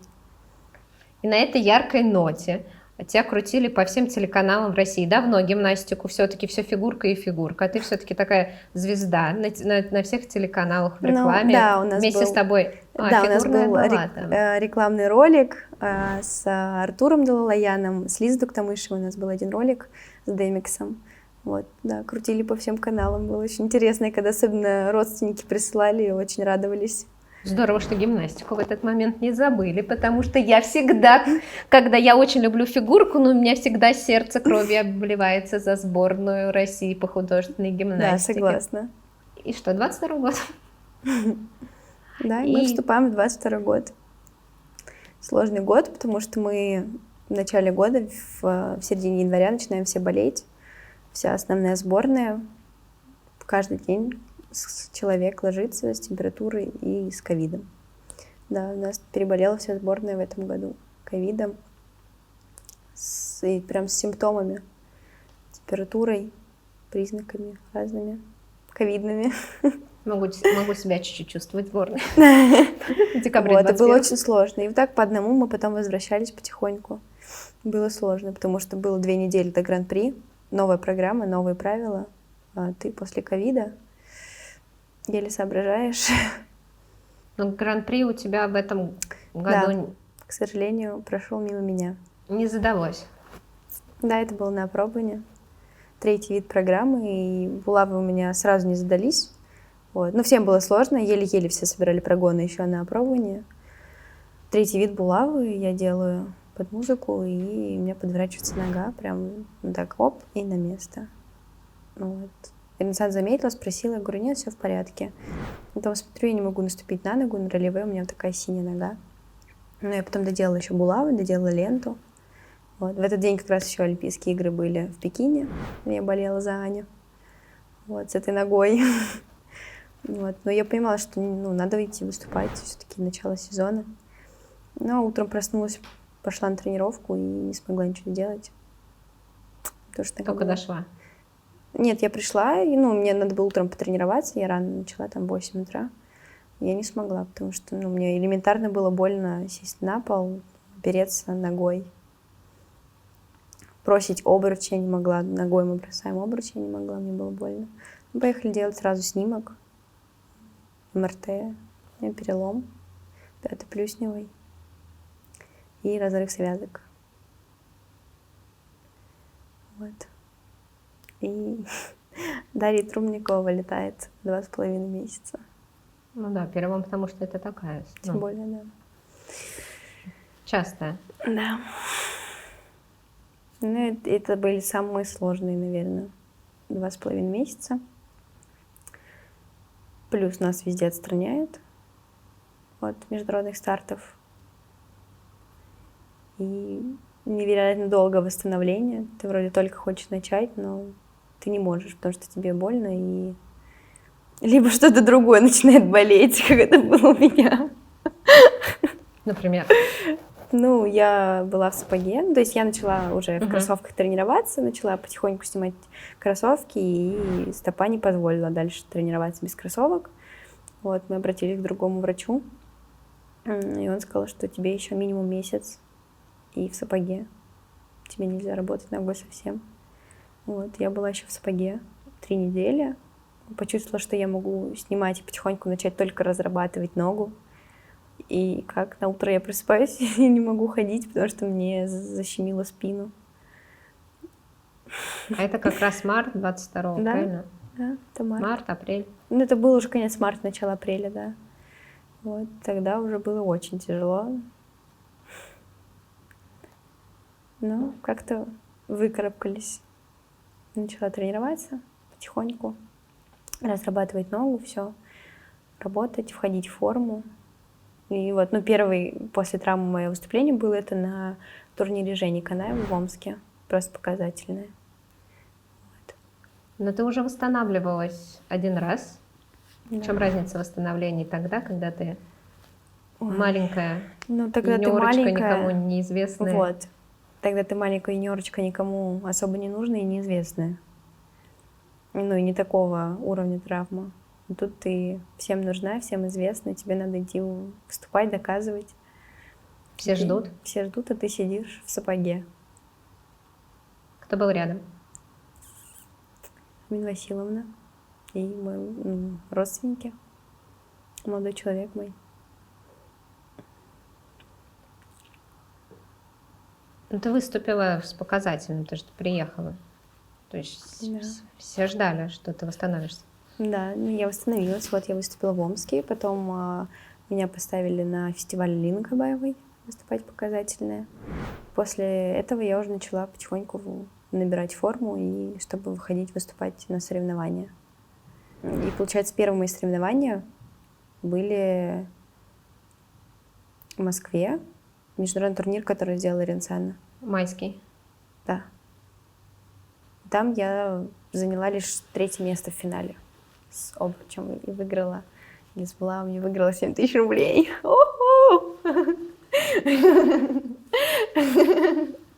Ты выступала, ты восстановилась. Ну да, не до конца, конечно. Или как? нога болела? Болела. Нога болела? Да. Не было вариантов сидеть дальше. Надо было выходить. Кто говорил, что надо? Все говорили, что надо. Все ждали. Так как турниров сейчас не так много, пойдем по графику. Если на Кубке сильнейших ты выступала, Да, на первом этапе, да. то дальше уже на таких турнирах, как «Хрустальная роза» и на осенней спартакиаде сильнейших мы тебя не видели. Да, на «Хрустальной розе» я не успела туда подготовиться, и на спартакиаде меня не было. К спартакиаде мы приняли решение, что я завершаю свою спортивную карьеру. Решение непростое. Ты с кем-то советовалась по принятию этого решения? Да, но в основном это было только мое решение, и вопреки распространенному мнению, как многие считают и говорят в нашем виде спорта, я закончила по своей инициативе. Все меня, можно сказать, не поддержали.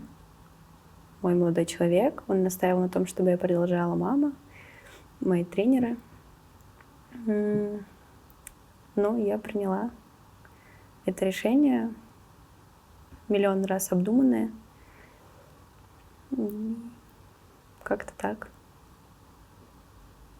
Наверное, ты сейчас этой фразой, этой непростой фразой для тебя многим зрителям объяснила, почему разговоры о гимнастике сегодня именно с Дашей Трубниковой, потому что всегда у нас Только не действующие гимнастки, спортсмены. которые уже завершили свою карьеру, а сегодня ты доверила свою историю нам, за что мы тебе очень благодарны. И мы вместе, а именно ты, рассказала и поставила, наверное, точку своей красивой истории в художественной гимнастике.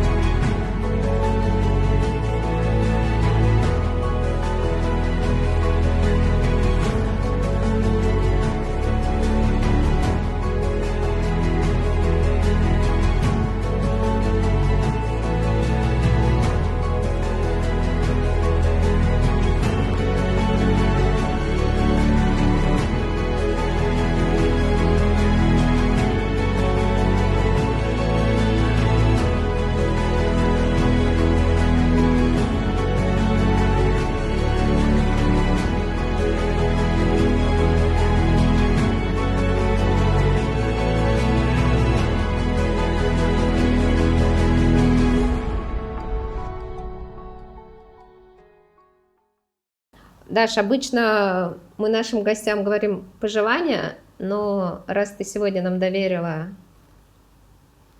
такую важную часть своей жизни, признание своим болельщикам, кому ты хочешь сказать спасибо за свой путь в художественной гимнастике?